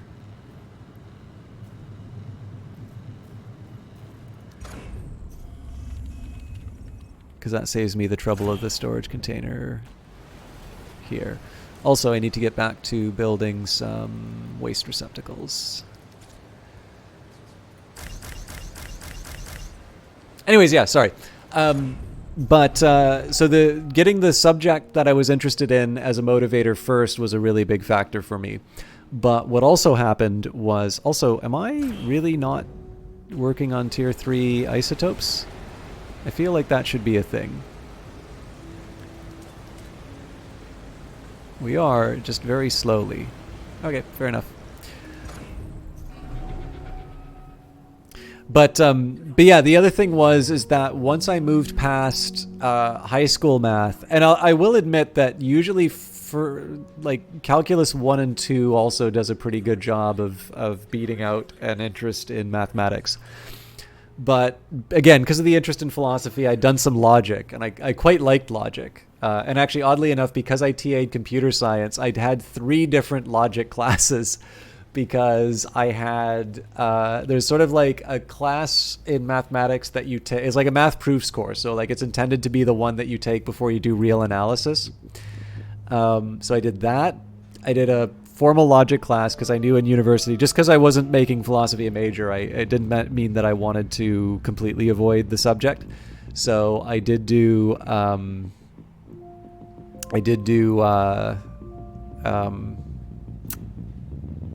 I did do a formal logic class there, and it was basically the same thing, except I took the math class second. And then I can't remember what they call it, but it's basically a discrete math course in disguise for computer science. It's basically the prerequisite to the data structures and algorithms course, at least at UBC. But that basically wound up doing logic all over again. So I had it like 3 different ways. I was absolutely done with, with formal logic after that experience. But what was really good, the prof for the proofs one is actually a very, very gifted mathematician. Like, they are a fellow of the Royal Society, which, basically means their name's in a book with Isaac Newton somewhere. And they, both that course, but also that particular professor, did a very good job of communicating how interesting and beautiful mathematics can be, and how it had very little to do with how I'd previously conceived of mathematics, which was sort of this, like, if you have to do a square root, if there's like a 9, you just need to memorize that there's a 3. And, like, God help you if there's something like a 5 in there, because that's literally impossible without a calculator. Nobody in the history of mankind has ever been able to, solve the square root of 5 without a calculator. But yeah, no, it's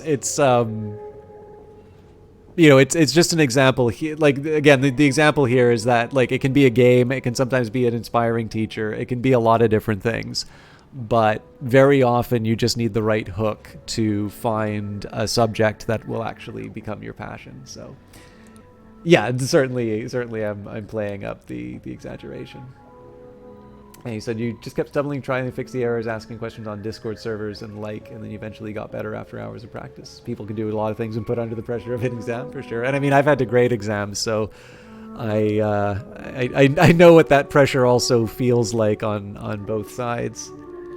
But yeah, no, it's I think those courses are good. They're not necessarily everybody's favorites, but I will admit, like, insofar as, like, I'm not always recognized for being good at stuff at work, but there's definitely a handful of people who prove the exception, and they most of the stuff that I will hear a compliment from them for tends to stem from the stuff that I learned in those, either in the logic classes or in the data structures and algorithms course, because they kind of teach you how to think computationally, right?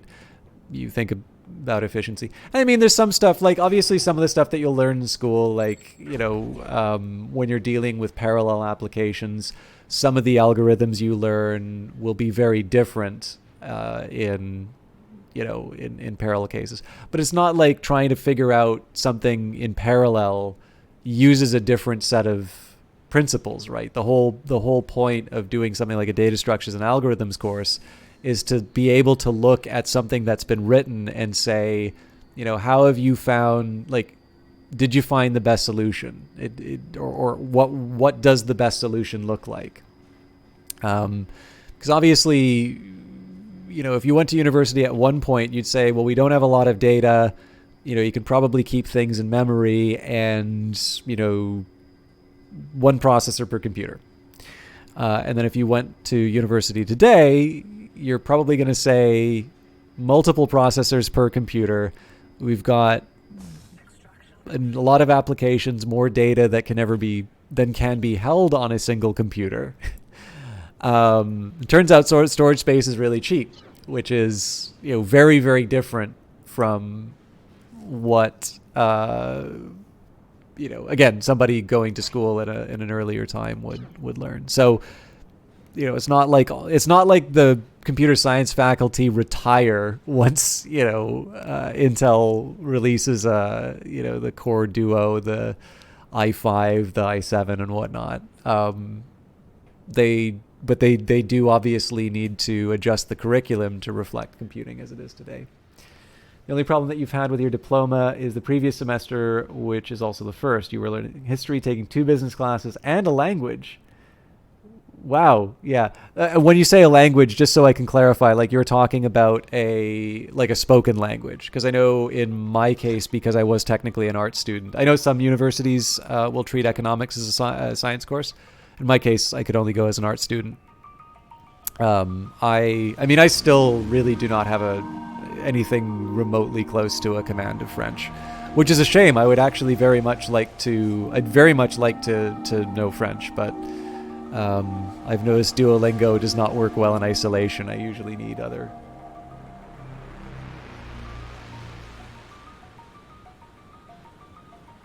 Oh, that's really cool. Yeah, actually, so I don't know what it's like where you are, but the course. So I actually did have to TA an introductory programming class, and one of the things I actually found in our course, we started off people on a language called Racket. Actually, the specific language is called the beginning student language because it was sort of an adjustment of it. But it's not a language that you'll very commonly see used, and some of the students who struggled the most in that class were actually the ones who were self-taught programmers, because the course was not so much about programming as it was about instilling some principles to learn about programming. Like if you kind of follow my meaning, like it was much more about learning to think about programs, so that basically they would, the students would be taught not just like, so it's not like you learn Python and then all programming is done for like, all programming, you never need to learn another thing again. No, you'll probably have exposure to multiple different programming languages. But I definitely think they started us off on Racket specifically so that we would learn principles, we would learn ideas, and again, once I got to see the other side of that equation, once I was one of the TAs, it certainly was the case that if somebody had sort of started off and they had developed a particular way of thinking about programming and maybe didn't have the flexibility to appreciate that there might be a better way or a different way of doing things. One of the ironies is that some of the people who would come in with a lot of programming experience would not necessarily do as well in the course as some of the people who had come in as, an elective from their arts degree, for the simple reason that the person without that background was not set in their ways. So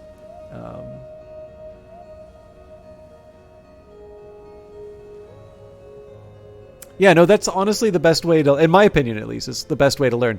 Even now, so like I work as an economist. And oddly enough, I actually work as an economist on some of the stuff that you will often learn in school for economics. I'm a little lucky in the sense that one of the things that I studied at an advanced level is in fact the subject that I do in my day-to-day work.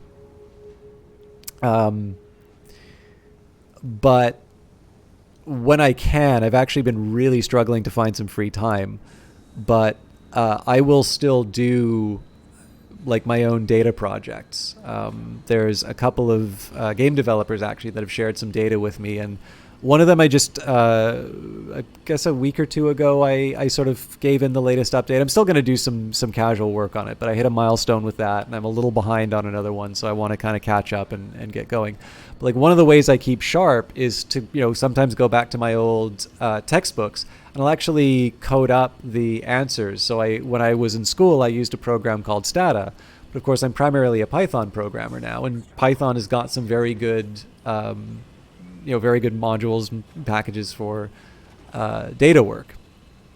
So being able to code up an estimator in something like NumPy is a very good exercise for me to learn how NumPy works, as well as make sure that I understand econometrics well enough to tell a computer how to do what I think it should be doing. So, doing your own projects really is a fantastic way of just kind of making sure that you are, I guess for lack of a better term, kind of learning on your own terms. That you're retaining that interest, and that you're putting that effort towards something that you value, and can just be able to kind of like like in the end, you'll have something to show for it, and that's how you'll know that you've got it done. So it's a style of learning that I really respect. Hello, Tomotilisis. How you doing? Industries of Titan is possibly the best name for a video game ever. You suck at data science project? Oh man, we should talk. This is something I kind of know. I mean, obviously I come at it from my economics background. I know machine learning involves a very different set of considerations than if you were coming from building, something that, like if you're building things for like an OS, right? Like if you've been contributing to Linux, or or if you've been building, some tools that will help, if you're working to pay through school, to make the business run a little more efficiently or something like that. Obviously, that skill set is not going to have any overlap with the things that you need for machine learning. But yeah, for me, I'm coming the other way around, which is I use programming very often to help make life easier economically for me. So machine learning is definitely very, very comfortable ground. Maybe I should have put the transport hub here. I'm not sure. I definitely need to add more road, though. In fact, it's going to be absolutely useless until I expand my range on my headquarters. So, we got 26, so that will take us up to the higher level. Let's sacrifice a bit of productivity minerals-wise. How are we for the tier 2s? Yeah, we'll be fine. So we're going to go isotope upgrades only. In fact, maybe we can start building that second line. This might be a bit premature, but I think I'm gonna make an effort.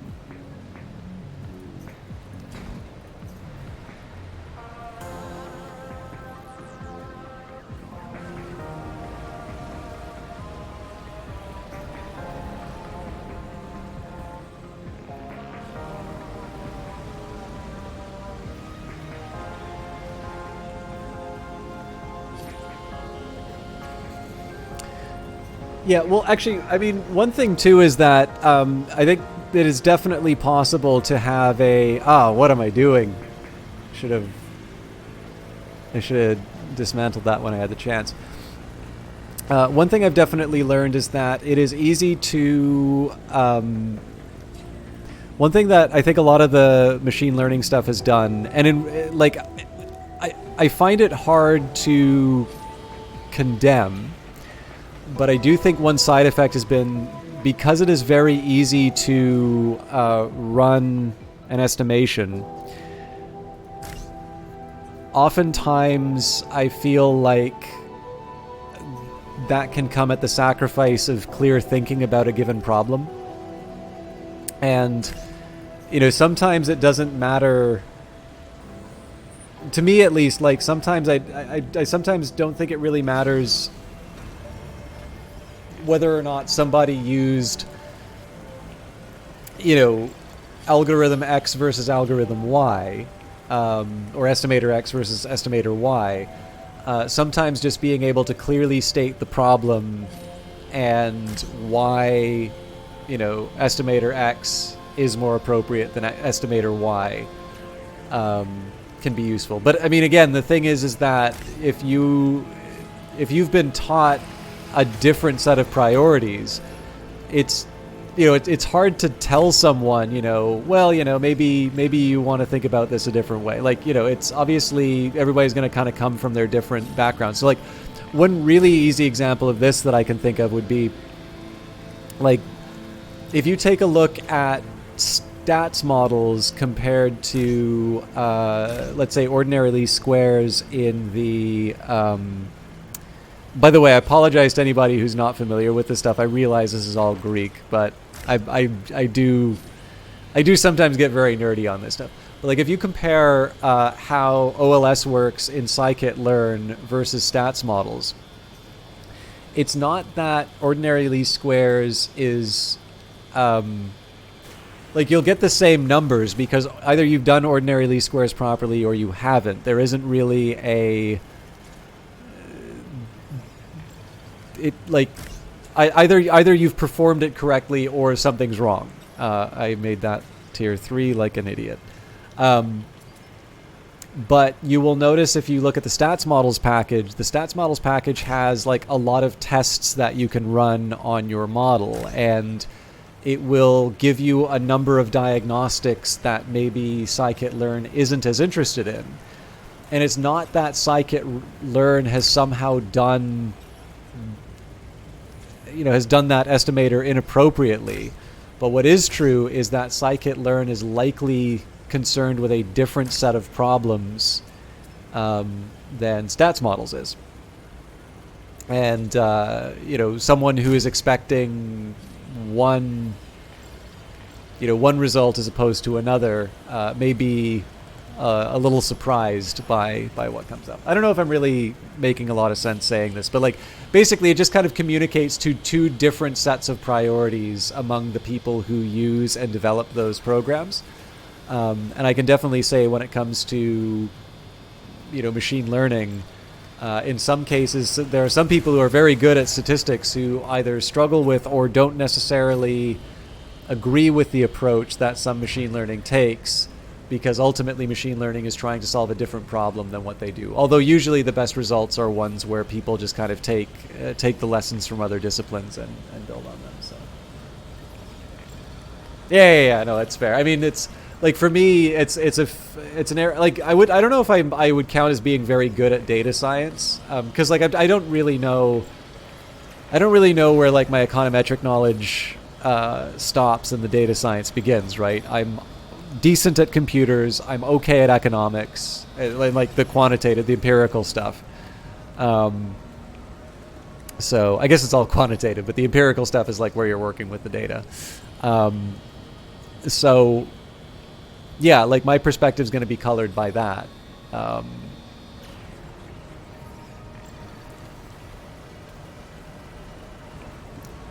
Should probably talk about the game a little bit more, though. I'm sorry.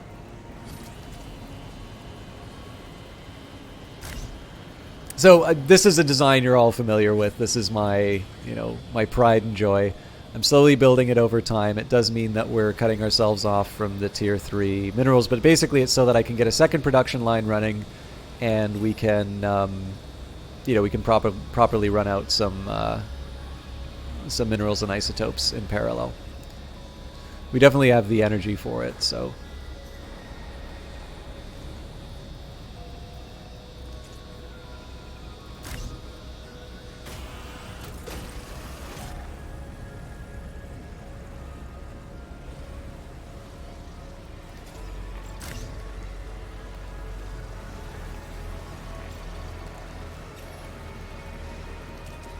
And I'm at 126, so I can afford to upgrade the headquarters.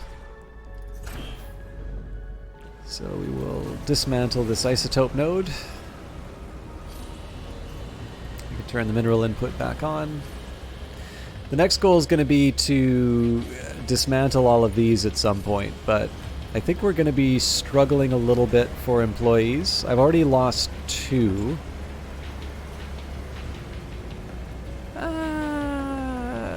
It'll be tight, but I think we can manage it.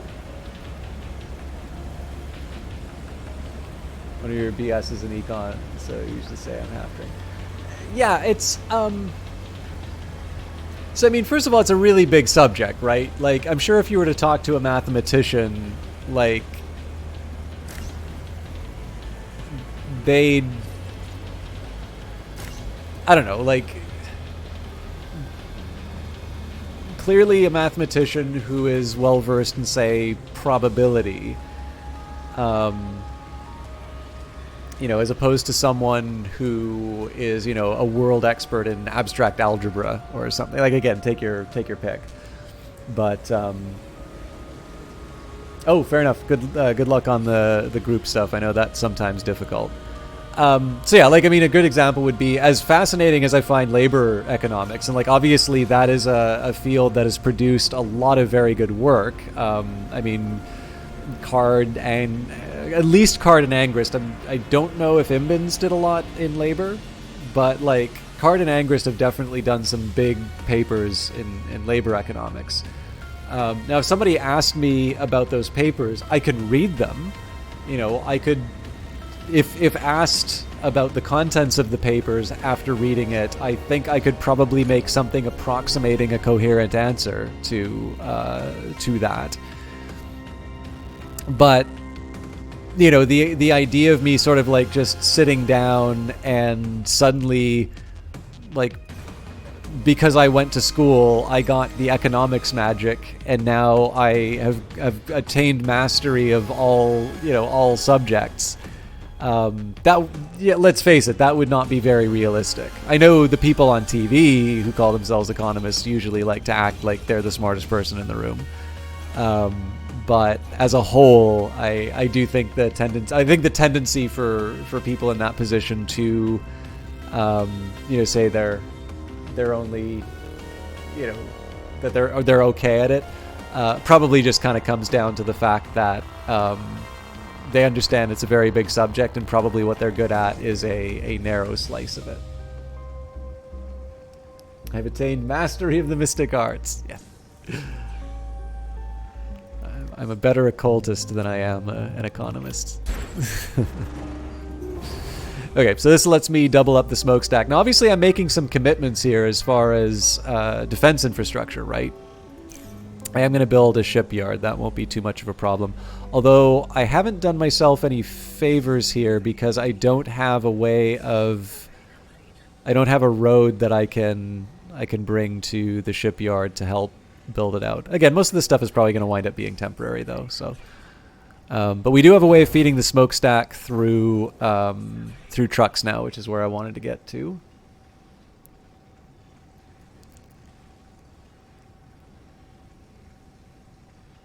And then I think we're going to... I mean, I'm kind of lucky here that we've got the 2 production lines running now, because we'll be able to...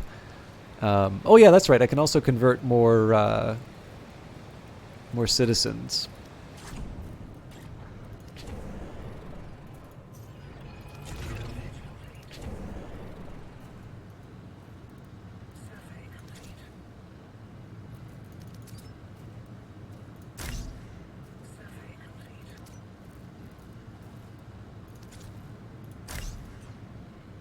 Oh, I gotta ask, does anybody in chat watch Succession?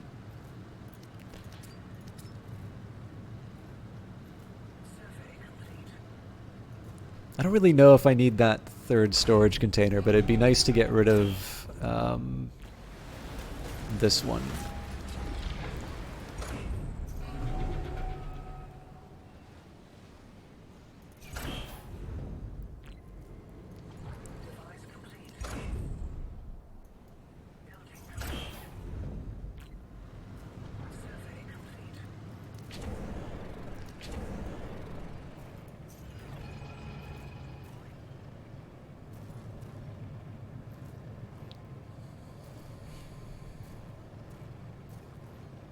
Just gonna wait for the conversion to finish, and then I'll explain.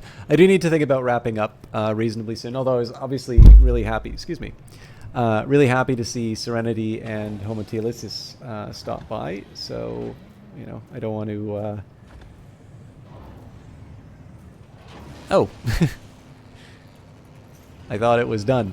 So yeah, I didn't want to run off as soon as they showed up, but we will. I will talk a bit about what the overall plan is. So one is to try and get the waste under control. Part of that's just that's going to be a matter of the passage of time, really. But let's convert again. So there's another big thing that's happened here, which is we've now got our maximum view. Now, placement-wise, we're not too bad. So actually, the placement of this transport hub, save for the fact that I don't have a way of kind of going out and around, I think this can work for me. So mineral node up here, isotope node up here. Now, there is the small drawback in the fact that we don't really have any, like, there's no transport system from the isotope node. Like,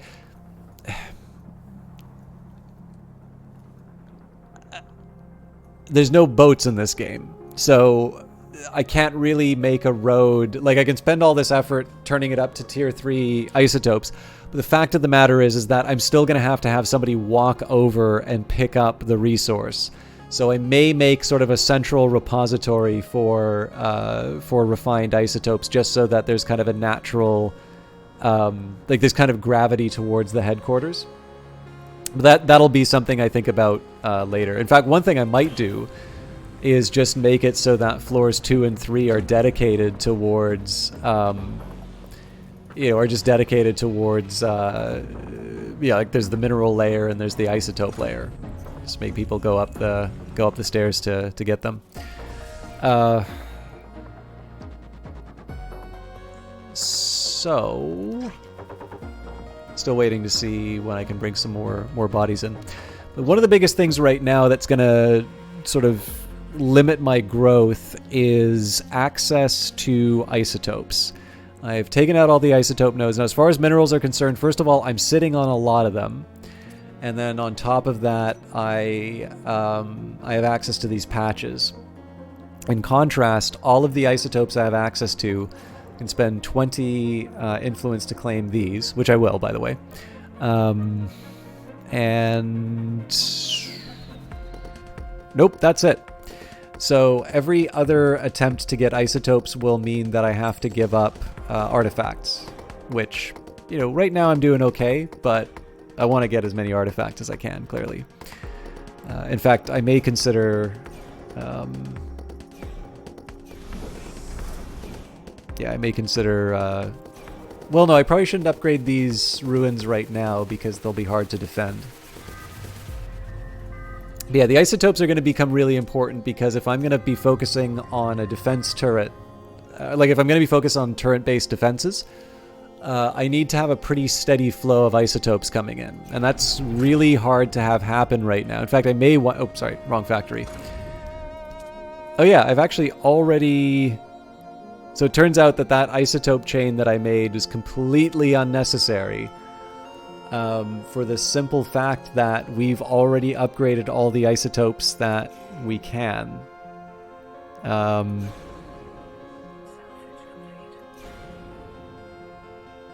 Well, these obsidian ruins have some 2, so I suppose I could turn I could keep the 2 to 3 around. But like once all the level 1 isotopes are gone, it doesn't make any sense for me to keep that level 1 isotope machinery up. So all of this is to say is that I'm going to have to put a command center down, and I'm going to need to sort of make a satellite base in the isotope node. Otherwise, my upgrades are going to be limited moving forward. That's going to be the next thing that I work on.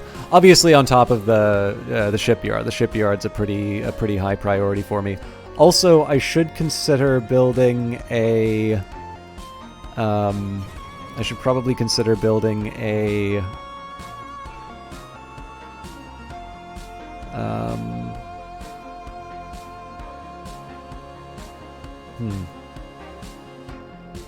Probably build some storage facilities. But I don't have the money for it right now, so... Okay.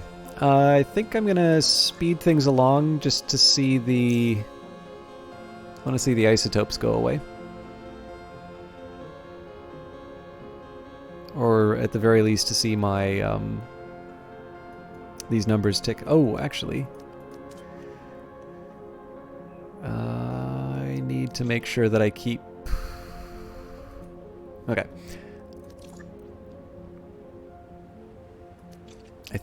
Yeah, what I think I'm going to do here, let's turn... Wrong factory! I'm going to turn this off, and the... Yeah, actually I'm going to turn off this whole chain for now. So the reason I'm turning all this off... Oh, this is why. It's all sitting on the ground. Okay, it's not as bad as all that. But yeah, I need some tier 2 isotopes for the simple reason that I'm going to build an additional smokestack.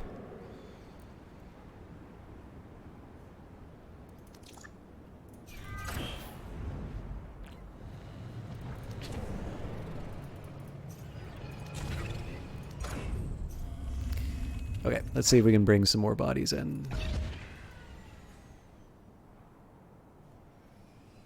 So I would have been able to bring this in if I'd converted earlier, but I sort of lost the plot, so that's on me.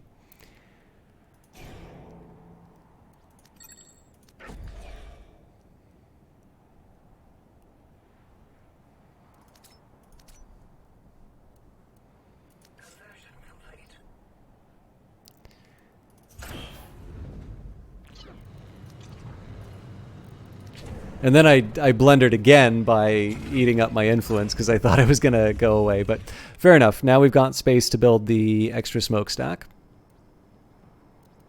So I needed at least 2 tier 2 minerals, which is a total of 6 construction units. In reality, it's actually just 4, but there were 3 construction units. I can't divide them. I can't divide them lower. So in this case here, I'll build not a transport hub, build a second smokestack. Again, I kind of cramped myself in.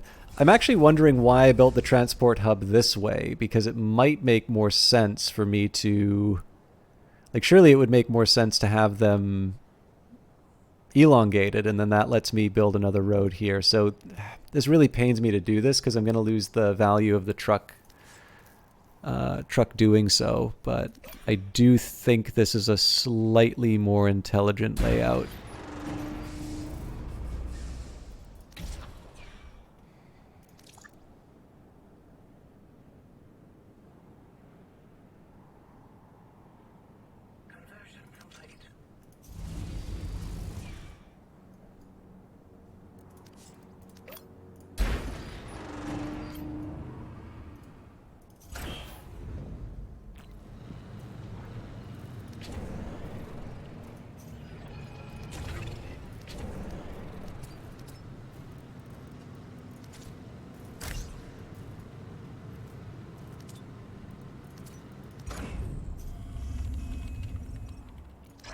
So again, if I can get 3 more bodies onto the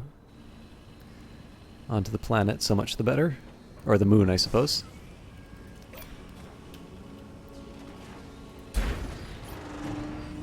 So again, we get the same advantages. The big difference here, and actually I can take advantage of the, yeah, I can take advantage of this right now, although payday might be a pain.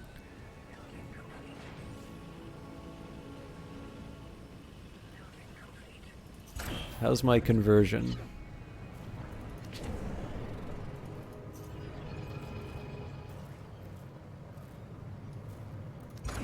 Okay, I'm gonna risk it. So I'll buy the shipyard. So I'm not gonna be able to pay my employees, but I believe I'll be at the cap, so it shouldn't matter.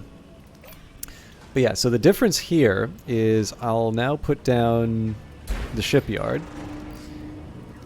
Put the road down here. Actually, I think I messed up on the shipyard. I think that requires something a little sterner. Yeah, so I gave up 2 isotopes for that.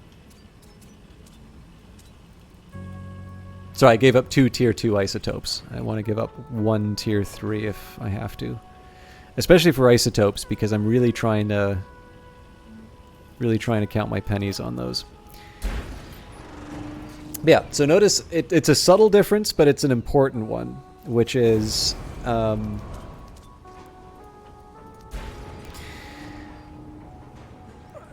the old system, this was completely blocked off. And you'll say, well, System Chalk, I don't know if you've noticed, but you've built a big shipyard, and that seems to be blocking off the roads. And I will say, how very observant of you. But what we have now is a nice big highway from the factory, which is producing tier 3 minerals and currently storing a lot of them, or the headquarters, which is storing the rest of the tier 3 minerals, directly to the shipyard, which is going to be using all of those minerals in the construction of my fleets. And so in that particular case, I was actually willing to give up the fact that I'd spent 250 credits on a truck. So notice that I've only got 2 trucks here as opposed to the 3 that I had before. In this case, I was willing to give that up because it means that my trucks are going to be able to supply the smokestack, they're going to be able to supply the shipyard, and then in terms of an overall structure, you know, eventually I'll move on to having this mineral node be worked on. It's less likely that there's going to be something happening with the isotope node, but I mean, one thing that I might try in that particular case, so if we look at our mine, for instance, I bet you... Oh, wait, I need the money for it. I can't remember if it's 2 or 3, but like if I could build, let's say, a mine... Like if I could get away building a mine here... Well, no, I guess I need to put the command center somewhere. So let's say command center here... Oh, nuts.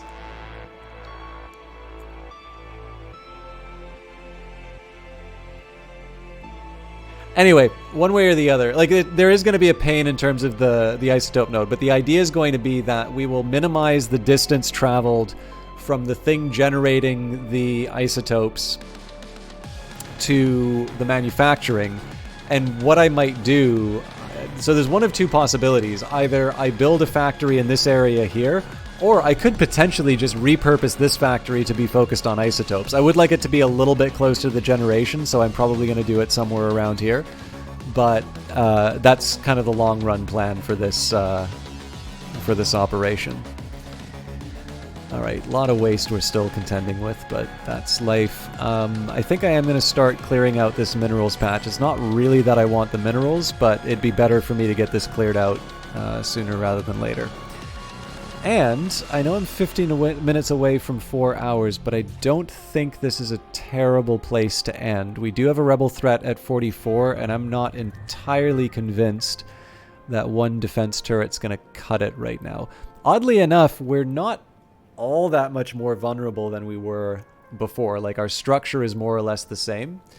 But I mean, especially with my money where it is, maybe, you know, I might want to be a little bit more conscious in terms of my ability to repair. More importantly, though, it'd be good to have some ships in the air. I'm actually going to prioritize building ships over over getting that command center up. Because, like, the command center is nice, but I'm doing that because the tutorial wants me to do that. The tutorial also wanted me to build ships at some point. So, also should just double check. So if I upgrade the energy plant, they're going to want 12 fuel. I currently have 8. I am wondering whether or not it was a wise idea to be so reliant on this fuel fabricator. So my next step for that is probably going to be remembering that any fuel fabricator that I build, or sorry, fuel turbine, is going to have to be populated by an employee, and so as a consequence, you know, I'm going to have just one less worker. Probably this is the next best candidate. I'm going to want to clear this of pollution as much as I can. This would be okay, except that it's a little cramped and it's already pretty close to the existing turbine. So my best candidate that I have immediate access to is here. And then there's also a small argument for maybe putting one here, although again, actually this isn't the problem. The Factory 3 is the problem, and we're not really close to building residential areas. So this will be the second location, assuming that our manufacturing efforts don't get in the way. Oh hey, the shipyard's getting built. Nice. It was 144, right? Yeah.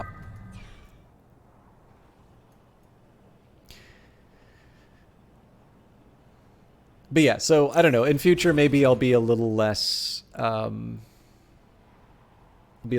eager to hoover up the two. I don't know though. Like, how many starts do you get that are beside 2 Zethane sources? Like, that's a pretty. I think that's a pretty sweet deal. So if it goes out 2, so we build it here. So out 2. Yeah, actually, it winds up being perfect coverage. These two are almost like puzzle pieces. So maybe we go for it. Before we do, though, let's get a ship underway. So we can build a Goshawk, a Gearfalcon, or a Harpagus. So the Harpagus... So normally I start with a Goshawk, but the Harpagus has a little bit more hull, and I have less area that I need to defend. So the usual argument for the Goshawk is I need something speedy. The Harpagus is something that's a little bit more durable. And given the fact that it's probably going to serve as something that runs more interference, this is probably a little bit more appropriate to my current needs. So, Harpagus AO 341. Crew inside the kite must remain crouched at all times due to most of the cramped ship being used for equipment. Sounds like the kind of ship I would build. So I'll let them work on that construction, and against my better judgment, I think I am going to throw some resources at another set of fuel turbines.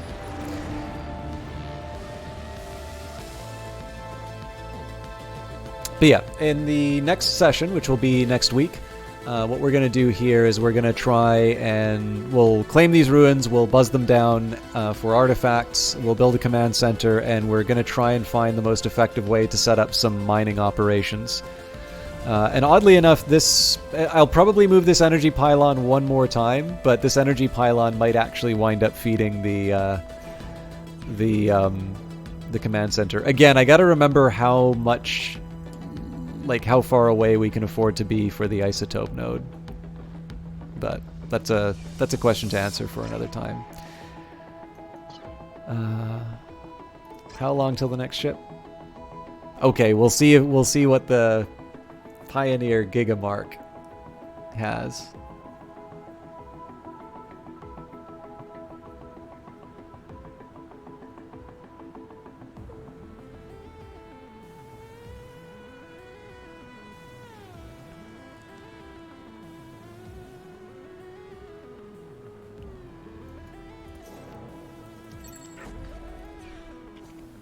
$21 souls. All right, it's a little too much for us.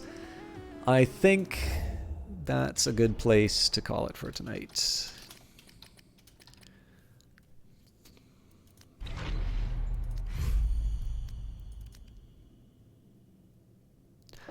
But I do want to say a very special thank you. I'll say a very special thank you again to Brace Yourself Games. I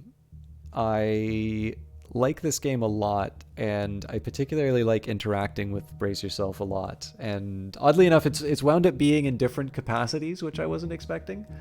But I can definitely tell you, there are some very, interesting as people, interesting people working on this. But I think the talent really speaks for itself. It's one thing to have Crypt of the Necrodancer. I've not played Cadence of Hyrule, so I can't speak to that. But Industries of Titan and Phantom Brigade, there's only so many times you can see, really entertaining stuff being done well through early access to see that, attributable to chance, let's say. It's very clear that there's a lot of people with some crazy good ideas, but also a lot of heart who are working there, and I'm incredibly happy to get a chance to meet a lot of them. So I'm obviously totally captured and biased, but I really enjoyed streaming this game, and I really do like the fact that it still kind of feels like a treat every time there's a new update that comes up. So it's been it's definitely been a really fun ride, and I appreciate getting the chance to share it all with you. But also, I know, so, sometimes I'll definitely have days where I feel like I've done a really good stream, and some where I feel like I could have done better. And I won't lie, I do think I digressed a lot. I think it was very quiet for parts in this. I would have liked to have made more progress on the stream. And that's always, in the end, that's just going to be something that comes down to the individual, right? Sometimes, you're going to feel good. Sometimes you're not going to feel good. But I will say, despite that feeling, I think a lot of you made me feel very good today. I felt you're very tolerant in the face of maybe me not doing my best. And I really enjoyed some of the conversations, even though I know they tended to digress quite a bit and they might have alienated people. So if you're one of those people who maybe, and I realize it's ridiculous to say it at the end because generally people will leave if they're not enjoying it. If you stuck through, particularly some of the more arcane rants or some of the times I wasn't as coherent as I could have been, I can try and excuse it by saying, I'm sorry, I'm really tired. I am, in fact, really tired. But I still need to, I still need to bring my best. But with that in mind, despite all of the flaws on the stream, I really think you all did a wonderful job of making me feel quite a bit better than what my work has made me feel lately. And particularly with, the shorter days and, dangers of seasonal depression and just the weather's been getting really cold lately. Being able to have little pick-me-ups like that really do have some... there is some added value there, which I don't know is it isn't always recognized. So I wanted to take a second and say thank you for that. If I can impose on your patience for one more moment, I would love to take a look and see who is streaming tonight. If there's an Industries of Titan streamer, if there's somebody who I've watched before. There's all sorts of possibilities. But the first thing I'd like to do is take a look and see if there's anybody doing Titan.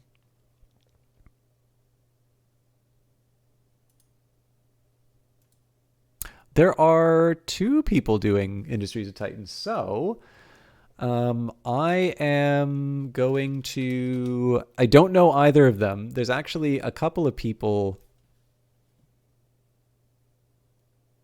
This is a tough one. I'm going to try rating Nintendo 794. And the reason for that is that they have Titan Tuesday in their stream title. They've also listed themselves as achievement hunting. So this is probably somebody who's quite familiar with the game. And they're, I would guess that if they say Titan Tuesday... they're going to be familiar with with the game. So I try to do my best to try and send someone off who you'd like. But again, I don't really know this broadcaster. Again, I do apologize for not broadcasting on Monday. I will try and do Stellaris on the following Monday. I don't think I'm going to be able to do any other makeup days. But I am going to be streaming on Friday. Lately, I've noticed it's been very hard to start at 7 on Friday, so it may be a bit of a later start. And I have an idea about what's going to happen, but I'm going to keep that under my hat for now. We do have a game that's been kind of regular for it, but I might change things up a little bit to celebrate a very silly milestone. But we will deal with that. Some of you I'll see on Friday. Some of you I will see next week. I hope I get a chance to see you all for more Industries of Titan, because I would love it if there was more support for the game. And, of course, for me. But until next time, have a wonderful evening. I hope Nintendo treats you well, and we'll see you then. Oh, Salvage Drifter, thank you very much. Have a good one. Sorry I'm going. Bye.